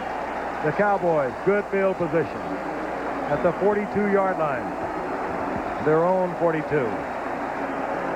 A reminder coming up tonight on Nightline, in light of Pete Rose's record-hitting achievements, Kareem Abdul-Jabbar, Franco Harris, Howard Cosell, and the son of Ty Cobb examine why some professional athletes stay in the game past their prime just to break records. That's tonight on Nightline, following your late local news.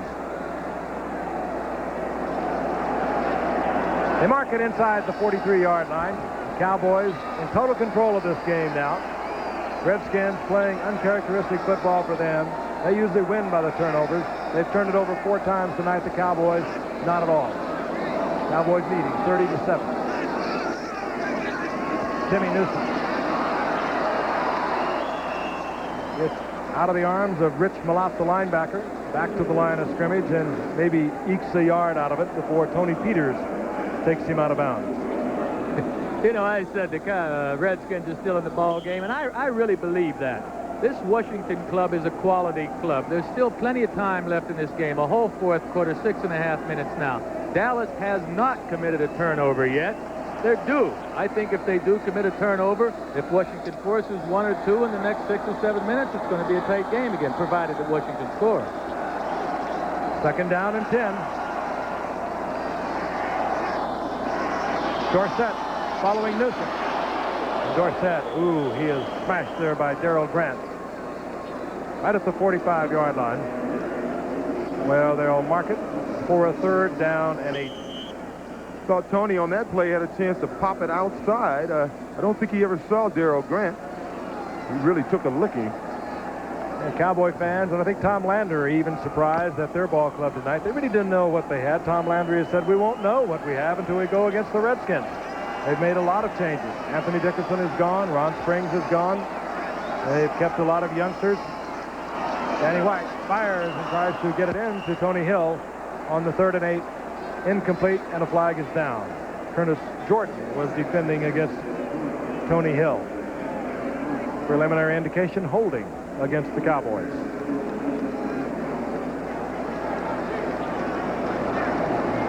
And we'll see that decline, I'm sure. Number 61, offense, penalty decline, 4th down. Jim Cooper, who is on the right side, the right offensive tackle, was the Cowboy who was holding. Coming off a broken leg and a badly dislocated ankle from a year ago when Cooper and his wife and a couple of other Cowboys were watching a Monday Night Football game. He got up to go to the men's room, slipped on the dance floor, and broke his leg. And Tony was saying, this guy's blocking for me. We have heard word now that John Riggins has a mild sprain of the right hamstring. He might return. That's what we get from the Washington bench. Mike Saxon to punt. Rafael Cherry is back for the Redskins. Saxon puts it up high. This time Cherry calls for and executes the fair catch at the 12-yard line. 5:51 remaining in the third quarter.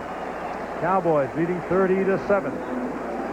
Yeah, that's one of the Hogs. The Hogs have not gotten the job done on first down here tonight. The only success Washington has had on first down is when they've had to throw the ball, and they're a type of team that really would not, they don't like to throw the ball on first down. You know, they came out, as I mentioned, in the first quarter, first possession. Riggins broke a big one. They went 3 consecutive first downs on the ground, and Dallas called a timeout, went over the sidelines, talked it over, and that has been the end of the Washington running game tonight.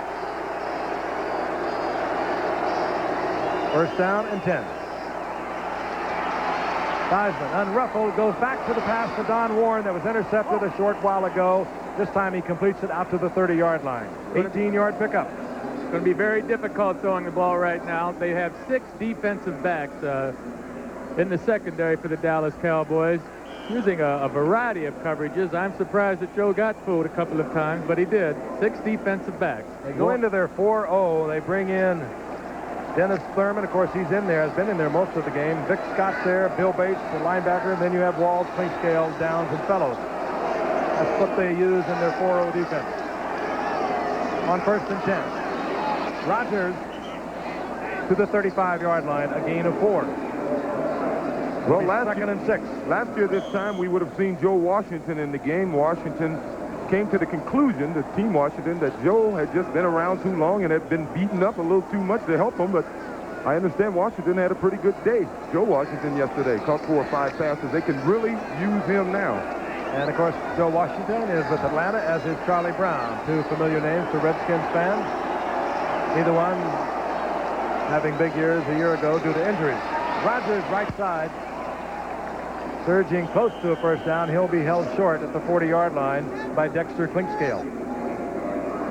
One of the reasons the Cowboys are playing with 6 defensive backs, obviously not to give up the big score, but the other reason they invite Washington to run the ball now, because if Washington runs the ball, that eats up time on the clock, and that works towards Dallas's advantage. Well, Riggins is in the game. If he has a hamstring at all, you wouldn't want him in there, I wouldn't think. He's short yardage, long yardage, whatever. So Riggins is in the game. It would just seem that Rodgers is the preference of Coach Joe Gibbs, considering where the game is at this moment. Riggins works for the first down. And no matter how you carve it, at 36 years of age, John Riggins, somewhere, as he told you, Joe, it's going to come to an end. It's been great and wonderful, but George Rodgers is only in his 5th year. He's a young football player, not beaten up, not battered. So he will be the man in the Redskins' future. First and 10 Redskins. We're still in the third quarter. 3:25, the clock is moving, but the Redskins are down 23 points. Rodgers. And he does provide a much niftier style of running, the former Theismann Award winner from South Carolina. Rodgers to midfield, gain of 8. It'll be 2nd and 2. He's the type of player that gets better as the game goes on, and the more they work him, they're going to get him popping a few before it's over. That was really his complaint last year down in New Orleans when they started alternating. He was alternating with Earl Campbell. They like to work the big boys.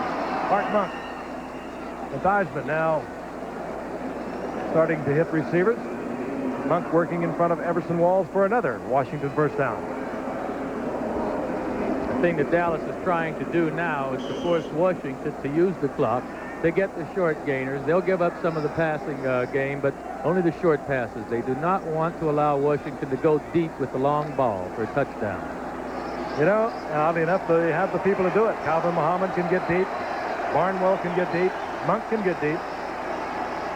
Didier, the move man, number 86 for the Skins, on 1st and 10. Another pickoff. This is Bill Bates. Gets the deflection. The hit provided by Clinkscale. Bates had to wait for it to come down, but again, Cowboy defenders were right with the Redskin receivers. 4 interceptions. That's the most Theismann has ever had in a game. And they were also holding, so things are not going too well for the Redskins. Their first will be declined. Well, I don't think Joe likes this birthday present that he's getting from the Cowboys. There's Clinkscale, the collision with Didier. Bates waiting for the ball. Here comes Monk. But the Cowboys get it back. The 4th interception of the night. The 5th turnover. They have it near their own 42-yard line.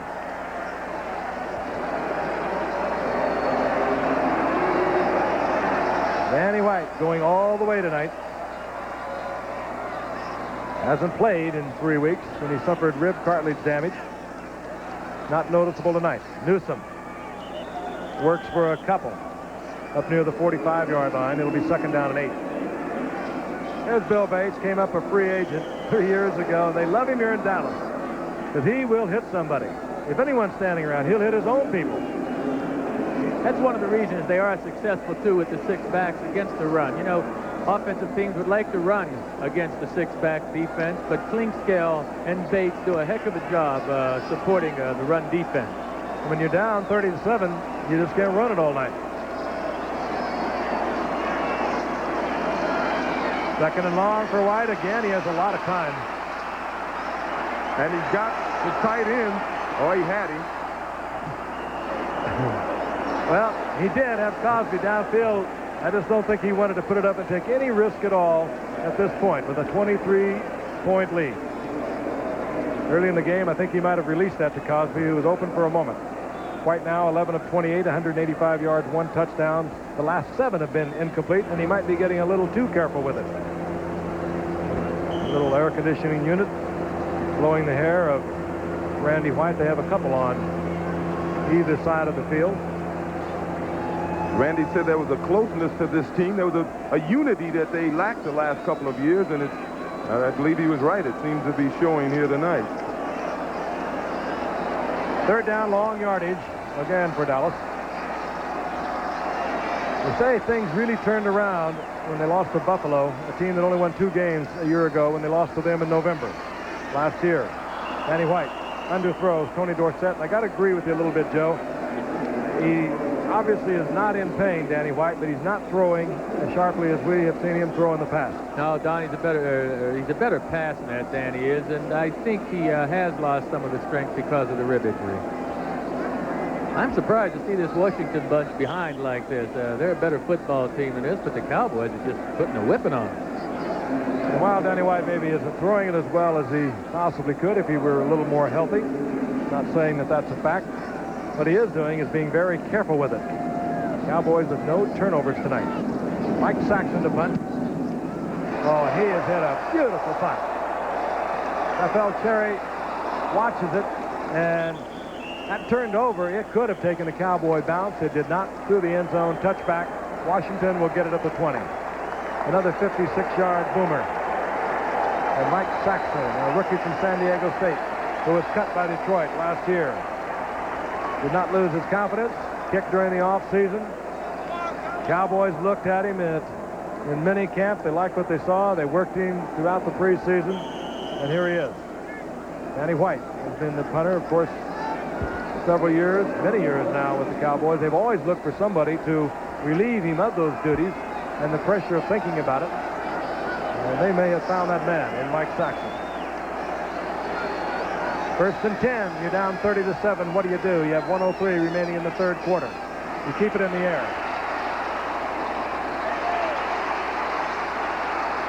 Theismann out over the 20 to the 22-yard line. Goes down in the arms of Mike Hegman. You know, you do have to keep it in the air, I believe, to make the kind of comeback that's necessary to get ahead in this football game. But it's so difficult to throw the ball when you have 5 and 6 defensive backs back there. The linebackers are also playing, or a linebacker that's in the game is also playing the pass first. It's just a tough deal right now. Theismann's got a work cut out for him. You won't get deep on it, but you certainly can work over the middle. as it really becomes almost like an umbrella. Second down and 8. Theismann tries to get it over the middle. In and out of the hands of Don Warren. Incomplete. It'll be third down and 8. 16 seconds remaining in the third quarter. Cowboys on top 30-7. They lost twice to the Redskins last year. They lost in Washington 34-14. And they made a remarkable comeback, being down 21-6 in the third quarter a year ago to win 30-28 in December. Oh, that smile on Danny White. It's been a long time since we've seen him smiling. Third and 8. Keith Griffin is in the backfield. The full blitz is on. Theismann gets time. And, of course, one-on-one coverage gets Art Monk open. And he'll have first down yardage to the 34. Credit the offensive line of the Redskins. It was a full safety blitz by the Cowboys. The offensive line picked it up. And Theismann had time to find Monk, who was working one-on-one. That's the end of the third quarter, and the Cowboys will get an ovation, a well-deserved ovation, as they go off. We'll be back after this from our station. We begin the fourth quarter. The Washington Redskins leading the Dallas Cowboys 30-7. A surprising turn of events. Redskins had to be figured the favorites coming into tonight. They were much more solid, 11-5 a year ago. Cowboys 9-7. Redskins felt they had helped themselves considerably. The Cowboys were not quite certain. But it has been all the Cowboys as the Redskins have turned it over 5 times, 4 interceptions of Joe Theismann. That's a personal high for him. Not one you want to write home about. That ties his high of 4 interceptions. And of course, Raphael Septien opened the scoring with a 53-yard field goal. The Cowboys made it 10-0 when Timmy Newsome got in. Riggins answered with a touchdown to make it 10-7. Then it was 17-7 as Septien hit again. Septien hit to make it 20-7. Septien again at 23-7, and then Dorsett from 9 yards out. The Cowboys 30-7 as we go to the fourth quarter. First and 10, the Redskins with the football. Theismann wants a big one. Trying to go deep to Calvin Muhammad. Had to hurry the pass. Had it been on target, I think Ron Fellows would have got a second interception. Boy, let's take a look at this. Now, what's surprising to me is when is the last time Washington entered the fourth quarter with less than 100 yards rushing? I bet you'll know in a few moments. Somebody down there is already into the computer. I bet it's been a long time. You're right. 4 wide receivers now. Gary Clark, Art Monk are in the lineup. Theismann tries to get it to Warren. That was just good coverage by Mike Hagman. Theismann could have got it in there had he thrown a perfect pass. He's not throwing perfect passes tonight. But good coverage by Mike Hagman. He was in perfect position on Don Warren. Say, these players in the Cowboys are doing a heck of a job, but you have to take your hat off there. And he's starting with the defensive coordinator. And Gene Stallings, their secondary coach. They have these fellas playing all over the field, coming up with the big plays. Jerry Tubbs has his linebackers ready, too. It's just an all-around superb effort by the Cowboys defense. Well, they were second in the preseason, giving up only 50 points to the Rams, 37. But Tom Landry said over and over, I don't know what we've got until we see us against the Redskins. He has to be pleasantly surprised. Theismann again on 3rd and 10.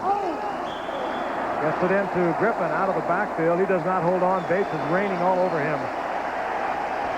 Listen to the ovation the defense gets from a very appreciative partisan Dallas crowd.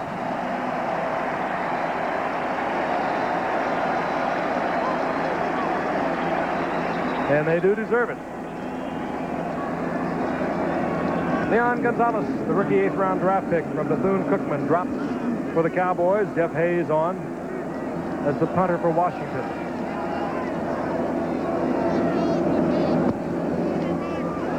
Again, it does not turn over for Hayes. It pulls Gonzalez up to the 28-yard line. He slips 1 tackle, moves to the 32-yard line, where it'll be 1st and 10 Dallas. Thursday night will be in Kansas City. The Raiders, Marcus Allen, Jim Plunkett, Dokie Williams, and all those big bad guys up on that front line. They must have had a big day yesterday. Really trimmed the New York Jets. And keep in mind, It'll be a special time at 8 o'clock on Thursday, but then we'll be back at our regular time at 9 o'clock Eastern time a week from tonight for the Steelers, who had a great performance from Mark Malone and their wide receiver Louis Lips yesterday. They'll be going against the Cleveland Browns. That is Monty Coleman coming out of the lineup. Speedy linebacker that the Redskins deploy in many pass covering situations, and that could possibly be a hamstring pull. You know, if I was the Cowboys right now, Danny White, I wouldn't throw another pass. Dorsett. And maybe Dorsett will have an opportunity to work on his stats for a while. Gain of 3. Out over the 35. Call it 2nd down and 7. Charles Mann, Mel Kaufman defensively for the Redskins. Right now, all Dallas wants to do is run that clock. Hold on to the ball. Don't give it over. Don't turn it over on a fumble or interception. Run the clock. Force the Redskins to try and make a long drive for a score. 2nd down and 7. They marked it just over the 35. Wrong again. Danny White trying to get it to Renfro. And again, good coverage by Gerald Green, who has been excellent tonight.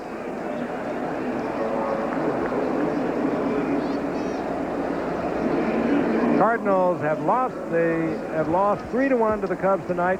They are in a flat-footed tie with the Mets, and they begin a 3-game series tomorrow with the Mets. Baseball tightening up, and of course, in October, you'll be watching the World Series right here on ABC. Yeah, there's a lot of prayers going up there. Everybody wants to see a subway series in New York and a freeway series out west. As some of you might not have heard, Pete Rose was not in action tonight against San Diego. Cincinnati did win, however. 3rd and 7. That was Newsom, and he was wide open at the 45-yard line. He gets the 1st down and lunges to the 46 in the arms of Rich Malott. I still don't like it. I still don't think they should be passing the football at this stage of the game. 30-7 lead, run the clock. I tell you, I agree with you, Joe. I thought they would run the ball, but you got to admire the way they're playing it, that they're not going to let Washington take the initiative and stand in there. They're going to make them play football for the whole quarter. Well, I'd rather punish him. Can I be the first yo-yo to say points figure in tiebreakers? Oh, how about that? You heard it first. Cowboys 1st and 10.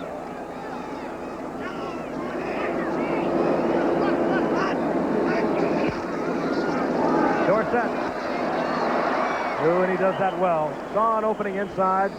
Made the quick cut, the adjustment, but held to a 3-yard pickup. It'll be 2nd down and 7. Final, Toronto has defeated Detroit. They are 2 games ahead, and the Yankees have come back to tie up Milwaukee in the 9th inning. They can get it to a 1.5, or they can go to 2.5, depending on the outcome of that one. California leading Kansas City 4-0. Kansas City is a 1.5 of California into that game tonight. They're in the 6th inning. 2nd down and 7. The Cowboys have the football at the 49-yard line. Newsom working the right side.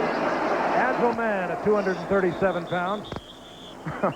Hit at the line of scrimmage, struggles for 3. It'll be 3rd down and 3. Newsom came up a 6th-round pick in 1980. Saw sort of sparing duty. Had some big plays, though. Busted some big plays. As a receiver, has great speed at his size.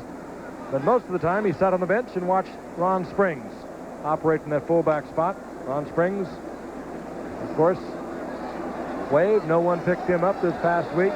He has some personal problems. He has to settle here in Dallas. And then I'm quite sure we'll see Ron Springs somewhere around the National Football League. Dorsett once again. Got away from Charles Mann, and he works up to the 45-yard line, short of the 1st down by about a yard and a half, as Dexter Manley moved over to help Charles Mann. Actually, it's 4th and about 2, and the punting unit will come on.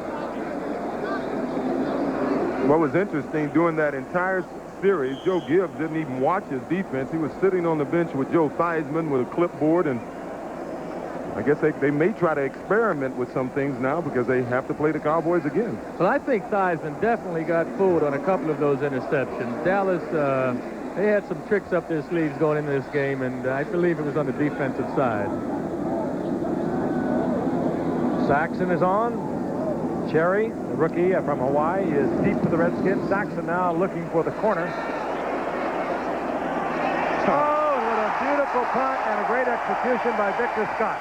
He beat the ball down and was there at the 1-yard line. That would have gone into the end zone. Victor Scott saved it. And whatever Joe Gibbs and Theismann are hatching. The heroes for the night for the Cowboys are on the field. Once again, the defensive unit. They have throttled Washington thus far. And Saxon has just kicked the ball that Victor Scott killed at the 1-yard line for the Redskins.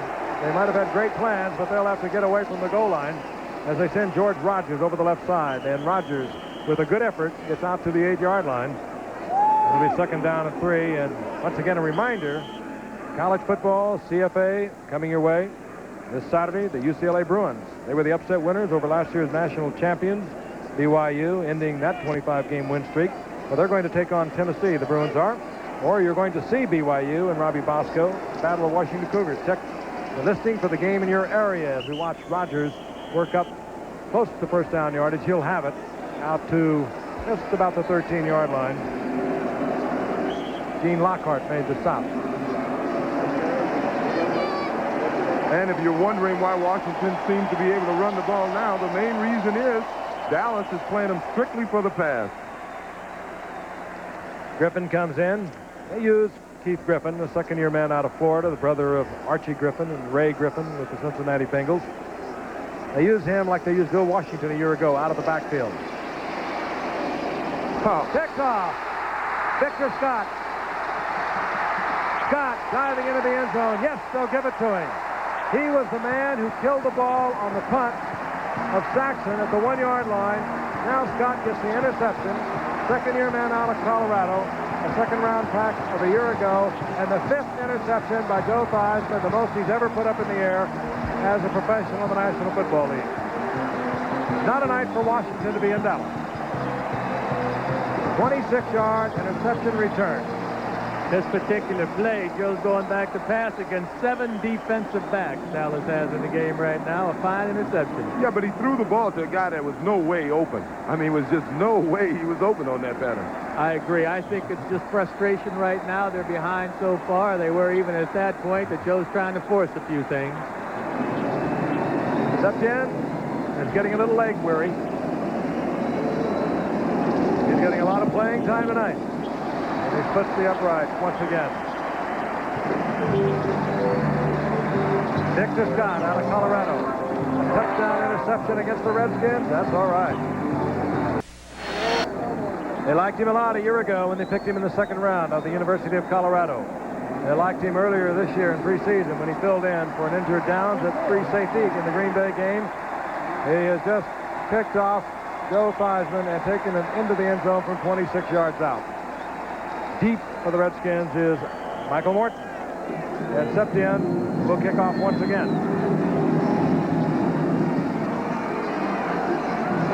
Morton from the end zone. And Morton out over the 25-yard line, taken there by Jeff Rohr. Well, from Dallas, we move on to Kansas City, where the Kansas City Chiefs, big winners over New Orleans yesterday, 47-27. With Bill Kinney throwing 3 touchdown passes. We'll put speedy wide receivers Carlos Carson and Henry Marshall up against that Raiders defense. They'll get Bill Kinney's attention. Oh, well, I'm telling you, Kinney had a super year 2 years ago. He was hurt last year. I think Todd Blackledge came in and played. But he is back. He threw for over 4,000 yards a couple of years ago. Yeah, we'll be there Thursday night, and it'll be a special time on Thursday night at 8 o'clock. Hey, I used to like going down to Kansas City. Those people love their football down there. The stadium, the whole environment is just a real exciting situation. It's exciting for Washington, too. They're down 37-7. I bet they can't believe it. That's Griffin. Keith Griffin works out of the backfield to the 29-yard line. A gain of 3. It'll bring up 2nd down and 7. Joe, the most amazing thing about Theismann's 5 interceptions tonight is Dallas hasn't really put a lot of pass rush on him. They've only sacked him once, and they haven't had a tremendous pass rush. Well, that's right. I think, again, as we pointed out, he threw into coverage several times. They just fooled him. I don't know why he's still in the game, personally. We have a whole season ahead of us. Keith Griffin. Bill Bates hits him first, and then he gets a little help from his friends in the form of Dexter Twingscale. Griffin got about a yard, as both Rogers and Riggins now are on the sideline for the Redskins. Griffith is probably saying, why are they feeding me to the dogs? They're paying those guys millions of dollars, and I got to come in here and take a beat now? I got a feeling he likes being out there. It's only his second year. He's not thinking that way, O.J. He's probably saying, throw it to me. Look, here's the brother of two-time Heisman Award winner, Archie Griffin. On 3rd and 4, Theismann back again. Wide open. This time is Art Monk. And even then, Everson Walls almost got back to get a hand on it. Dallas defenders now are looking for statistics. They're looking for interceptions. They're looking for interceptions, and they're going to have many chances to get some, too. They have 7 of them, 7 defensive backs in the game. As you pointed out, Frank, even though this was a completion, the defenders were certainly in position for the interception had it not been a perfectly thrown pass. 20 of Dallas's points have come off Washington turnovers. That's the time remaining in the game. And it will not go fast enough for the Redskins. I'm quite sure of that. Frustrated all night long. Credit a great defensive effort with the Dallas Cowboys. We'll be back. Theismann had a conversation with Joe Gibbs. 7:31 remaining in the game. You're down by 30 points. What kind of conversation can you have like that, Joe? Well, not a very good one with the coach at this point because the players know what they have to run. Right now, it's pure pride. The Washington team wants to fight down to the end. They're going to hang in there and fight. That's old Joe Theismann. He's a great competitor. He wants to hang in there and fight. So now it's just all pride. Make it respectable. They'll meet later in the year at RFK Stadium. On 1st and 10, Theismann wanted to go deep. And he has to settle for something a little shorter than he liked. A late hit on Calvin Muhammad draws a flag. Well, if that's against Calvin on the player that hit Calvin Muhammad, you know, the back comes up. He sees the receiver go up in the air. He doesn't know if he caught the ball or not. He should hit him. Barry Markbright, our official tonight, our referee. Personal foul, unnecessary roughness, number 26, defense. You don't have to hit him that hard, is what I'm saying. Out of bounds. He got him a little late. Malcolm sort of half-heartedly went up for that ball. See now? I don't see it. Michael Downs had his head down, was not even aware that ball was so far overthrown, Calvin Muhammad, that he could not have caught it. The official ruled that it was personal foul, unnecessary roughness, and that'll give the Redskins a 1st and 10 at the 37-yard line. Fans don't like it. I understand why. Theismann just has to get rid of it to save the loss on the sack as Twingscale is pursuing him all over the field. Barnwell was there, but all Theismann had to do was look at that 40 number and realize that he was not going to get away from Twingscale. Once again, that wasn't really the pass rush. Theismann had time. The Dallas Cowboys secondary just was doing an excellent job again. There's Bill Gibbs. Remarkable record since he came in '81. He lost the first 5 games. And then, of course, a year later, took the Redskins to the Super Bowl, where they won over Miami. As they looked at Keith Griffin. Good effort by Griffin. Down close to the 20-yard line before Michael Downs finally wrestles him to the carpet. A Redskin first down. Hey, how about that? You see, I could do it more than once. They should have been at our meeting this morning. You would have known how I really liked Dallas, huh? Meantime, that last play was a good gainer because the Dallas Cowboys didn't have a middle linebacker or anyone in the middle of the defense that time. It was a natural hole right at the middle. And good running by Keith Griffin.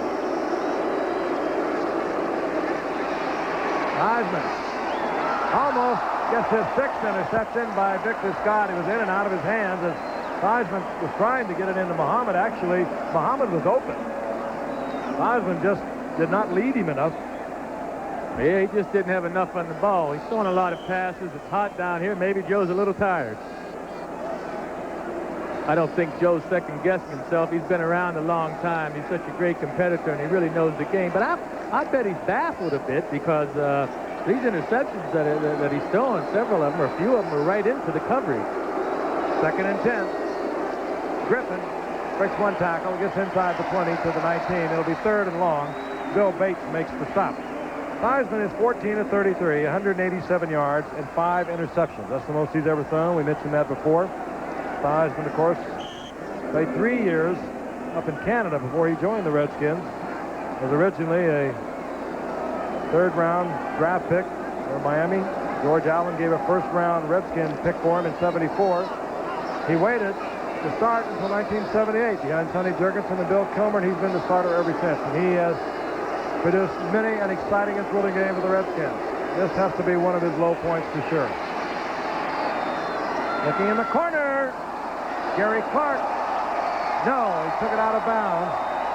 The free agent from the USFL, leading receiver for the Jacksonville Bulls a couple of years ago. Gary Clark, not a big target, 5'9", and 170-pounder. The Redskins think he has a fine future as a receiver. He certainly didn't hurt his cause on that catch. That was a beautiful catch. Too bad he couldn't stay in bounds. Official attendance tonight, very few no-shows, 62,292.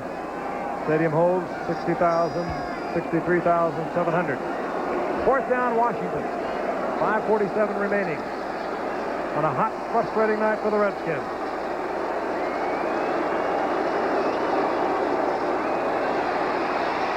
Ed Jones misses. Randy White missed. Theismann still directing traffic in the end zone, all alone. Touchdown, Clint Didier. And give that one totally to Theismann. He got away from Ed Jones. He got away from Randy White. He directed traffic, and he got Didier into an open area and hit him. A little bit of solace. Well, Randy gave him a break on that one, Frank. He came in, he tried to block him down instead of wrapping his arms around him and tackling. But the next time he'll embrace him, because watch, he try to block him down. Bam. Ed Jones missed his first, number 72, and then Randy White looked like he was trying to end his career. But he really was trying to put a hammer on him. And beating Longfellows is Didier. Mark Mosley puts it through the uprights. And now the Redskins trying to get respectable. Trail 37-14. Redskins, the bitter rival from the Northeast, 37-14. They lost twice last year to the Redskins. Cowboys out of the playoffs last year. The 9-7 record, out of the playoffs for the first time in 10 years. Getting a little revenge this evening. Jeff Hayes tries an onside kick. Ball is free. Flag is down. Somebody, I think, was offside. There was a mad scramble at about the ball had to travel 10 yards. It made that. I tell you, if Pete Cronin would have been looking for the ball instead of looking for someone to block, he would have recovered it.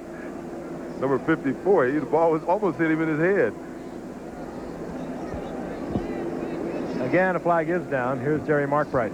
Offside, number 47, kicking team. Penalty declined. 1st down, Dallas. Greg Williams offside. The Cowboys have it, and they have it in Redskin territory. Coming up tonight on Nightline, in light of Pete Rose's record-hitting achievement. By the way, he did not play tonight. Nightline will present Kareem Abdul-Jabbar, Franco Harris, Howard Cosell, and the son of Ty Cobb. And they're going to examine why some professional athletes stay in their particular game past their prime just to break records. And that'll be tonight on Nightline following your late local news. So stick around with Ted Koppel. At the 48-yard line, the Cowboys, 1st and 10. Danny White gets the ball off to Newsom, even though he had 12 men right in his face. And Newsom will get a Cowboy 1st down at the 38-yard line, 11-yard pickup. I'm sorry, Newsom should have stayed in bounds on that play. But, you know, talking about Nightline, there are people who believe that Kareem is in his prime now.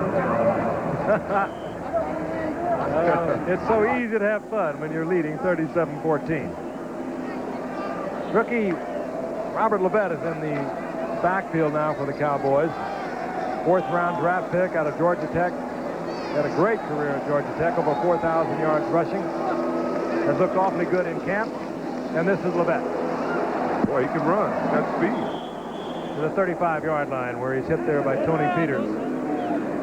Meanwhile, The Redskins are at least warming up their backup quarterback. That's Jay Schrader out of UCLA in his second year, who spent most of the last 4 years trying to become a Major League Baseball player, or until he joined the Redskins last year.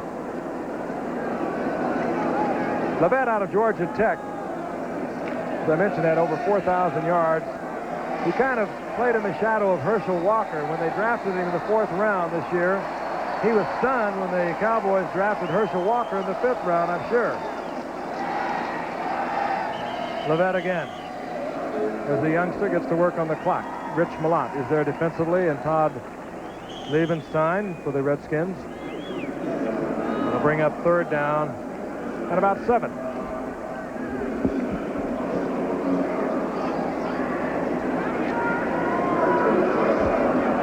Running the clock, that's what the Cowboys want to do now. You'll see both these teams twice more this season. Washington will watch against the Giants in St. Louis, Dallas against the Giants, and also St. Louis. The Eastern Division of the NFC could be one of the toughest in football this year, if not the toughest. Danny White, Timmy Newsome, and Newsome has another Cowboy first down inside the 20-yard line. Barry Wilburn takes Newsome out of bounds. 3:55 remaining, and Newsome is having a good night. Well, when Dallas throws the ball, they're throwing very safe passes. I'm sure Tom Landry will mention to Timmy Newsome that in the future, when we have this type of lead and at this time in the ball game, just stay in bounds. Yeah, I'm really surprised that they are throwing the pass. Frank, you mentioned earlier about the tiebreaker. I had forgotten all about that. Do you think that's really the reason they're passing the football now? Get off my back. I just want to be the first to say it. It's just like a scrimmage from. They're working out a little bit. I think maybe Levet again. Look at this kid. Oh, Howard Levet. Youngster from Georgia Tech, 5'11", 199-pounder. Was the leading rusher for the Cowboys and had a great preseason with them. Flag is down. 5.7 yards a carry. He averaged well over 5 yards a carry at Georgia Tech. We have a 5-yard face mask foul. Number 55 defense. It's still first down. Mel Kaufman of the Redskins. Hey, that's hustling on the part of a kid named Robert Levet.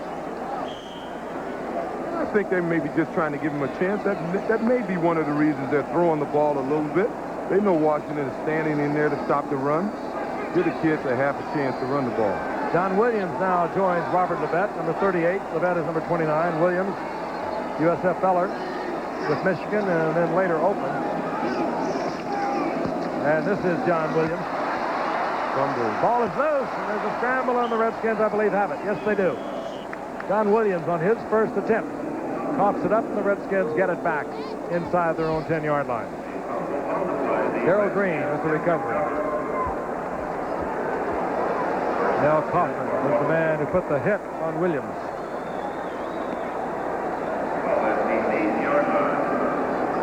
Jay Schrader comes in. I mentioned he was warming up on the sideline. Did not play that much out at UCLA in preseason this year.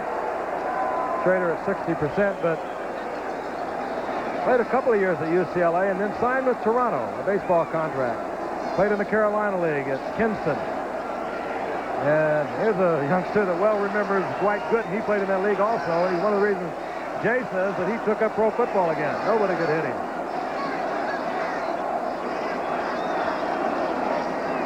Griffin, and Griffin is stacked up. It's freewheeling out there now. Victor Scott comes up. Randy White slides out from his defensive tackle position, and there'll be a loss on the play. This is good even time. You know, when you play a game like this, the score is out of reach.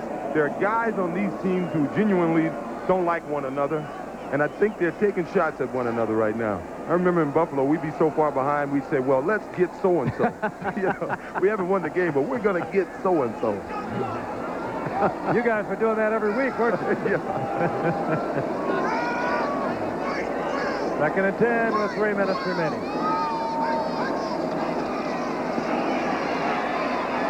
Schrader picked off again. Dennis Thurman, another touchdown interception.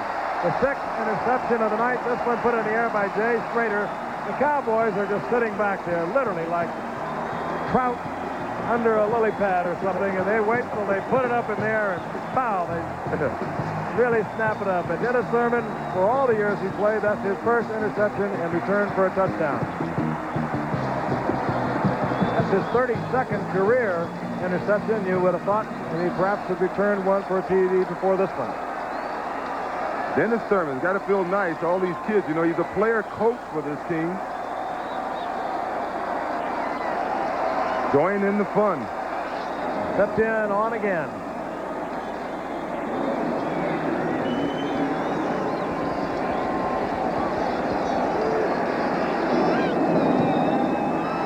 To the upright. Stepped in, has been letter perfect tonight. Dennis Theismann, 11th round draft pick. That's what he was when he came up 8 years ago. No one ever gave him a shot at making it. He's just one tough cookie. And a bright one, as O.J. said. He now is an assistant coach, a player coach, if you will. There'll be other nights. As a matter of fact, November the 10th, the Dallas Cowboys will be in the nation's capital. You know, well, I thought that graphic was wrong because Dennis Theismann has now intercepted 32 passes. That was his 4th return of an interception for a touchdown. Well, we just saw Theismann there. He was probably saying, well, good, it wasn't me. You know, it wasn't me. They just got us figured out. It was a bad game plan. Better thee than me. You know, there's a lot of that in football. Earlier this season, because of the rule changes, I really thought that there wouldn't be as much scoring going on in the NFL. I thought that the rules were going to help the defenses along this season. But after the first week, we're not quite finished yet. After the first week of professional football, I think we're off to one of the highest scoring first weeks in the history of the game. Well, this one certainly is not going to hurt it. No, it's not. It's not over. 2:50 remaining. Steps in, bangs it again. Michael Morton will bring it out. And Morton across the field to the 20-yard line. And somebody downstairs has just plugged in the computer again, and with tonight's game, there's been more points scored in the NFL this weekend than any other opening weekend in its history. This ABC Sports exclusive has been brought to you by Chevrolet. See today's Chevy, drive today's Chevy, live today's Chevy. And by the Wall Street Journal, the daily diary of the American dream. And by Federal Express, and by Honda. All-terrain vehicles, makers of the ATC 3-wheeler and 4-Trax 4-wheeler. Once again, we're going to be in Kansas City on Thursday night for the Raiders in Kansas City. A week from tonight, we'll be in Cleveland. We'll be Cincinnati and Pittsburgh. Schrader puts it up again. Kept it short this time, and he goes to Rick Walker. And Walker has first down yardage. Now they're going to mark it now back to the 29-yard line. He's short of the first down by a yard. The big tight end who doesn't catch that many passes. He usually is the blocking move tight end.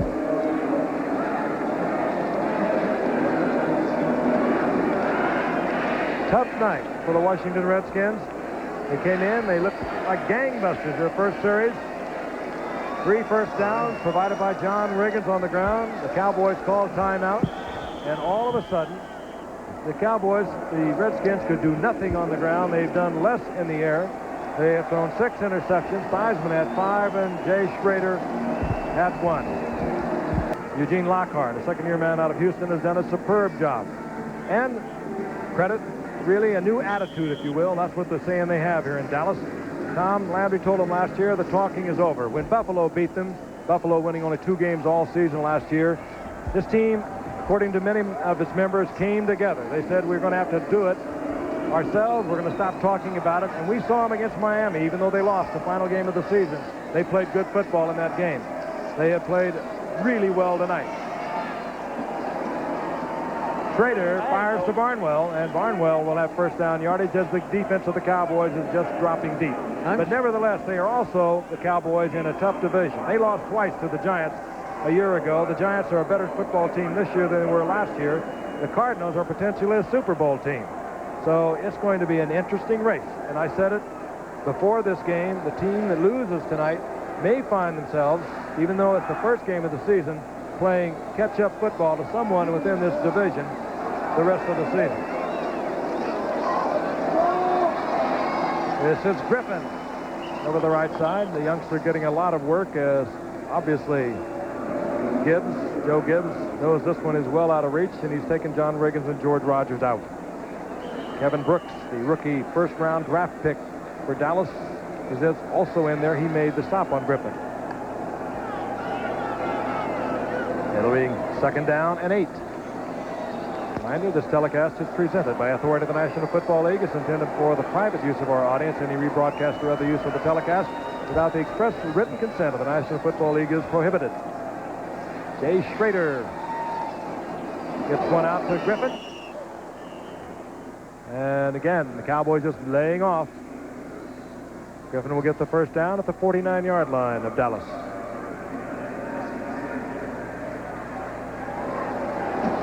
The Yankees have scored 5 runs in the 10th inning. They lead 9-4 over Milwaukee. And, of course, they're trying to stay within 2 of Toronto. And if they can win tonight, and they were down at one point, they're up, and they were down, and now they're back up in the 10th. And if they can pull this one off tonight, they'll be 1.5 back of Toronto. Wild races in baseball this year. Schrader releases one to Griffin, and Griffin picks it up at the 25-yard line. Another first down. This is why they were willing to let Joe Washington go, that and the fact that Joe had a lot of injuries last year.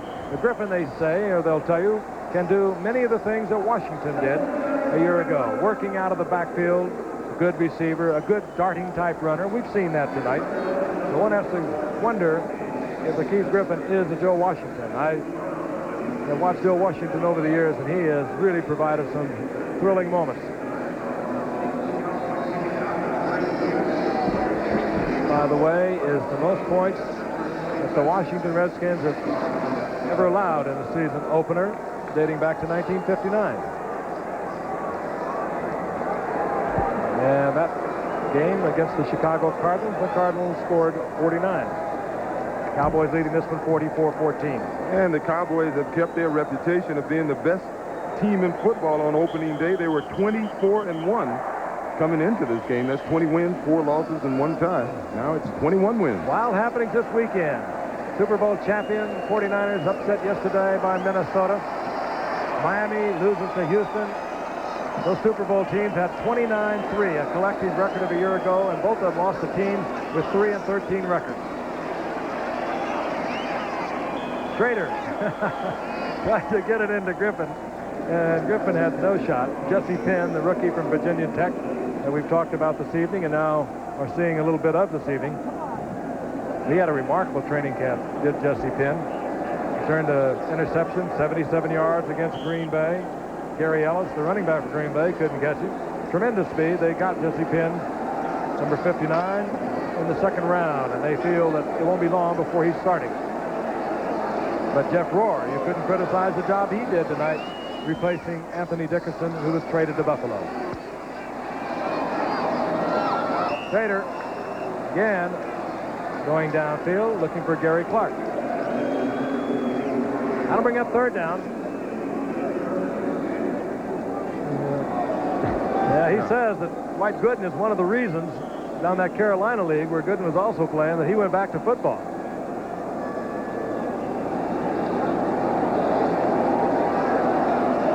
Third down and 10.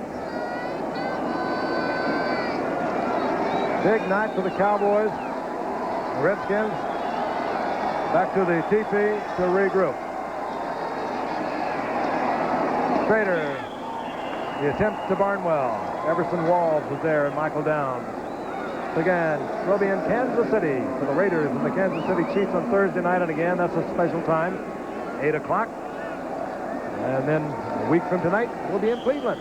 Yeah, it should be a good one. We're going to be looking at, that's Thursday, we'll be looking at, we know Kenny in Kansas City is going to put that ball in the air, and we know the Raiders, they had 10 sacks the other day, Big Howie Long and Lyle Alzado. It'll be quite a war. And Monday it'll be Cleveland against the Pittsburgh Steelers. They don't necessarily like themselves. Another big rivalry, a divisional rivalry, as is the one coming up Thursday, the Raiders and the Chiefs. Schrader, down he goes. Final seconds. No, Clock is stopped with 3 seconds. I didn't see any timeout indicated. They're just untangling the players, I believe, and they'll start the clock. They're singing happy birthday. Happy birthday. It's being played now, obviously, for Joe Theismann. Well, if you're watching young Joey, 14 years old, it was Joe Theismann's son's birthday, by the way, today. I mentioned it earlier. Your daddy's a great one. There'll be other moments. There'll be big moments, as there have been so many already in this man's career. In other words, don't worry about Pop. He's all right. That's the end of it. Bad night for the Redskins. They lose 44-14 to the Dallas Cowboys. They play again November the 10th. Once again, the final score, Dallas 44, Washington 14. Travel arrangements made through, and a promotional fee paid by United Airlines. United is the only airline to serve all 50 states. This has been a presentation of ABC Sports, recognized around the world as the leader in sports television. We'll see you Thursday night from Kansas City, the Chiefs and the Raiders. Thanks for being with us.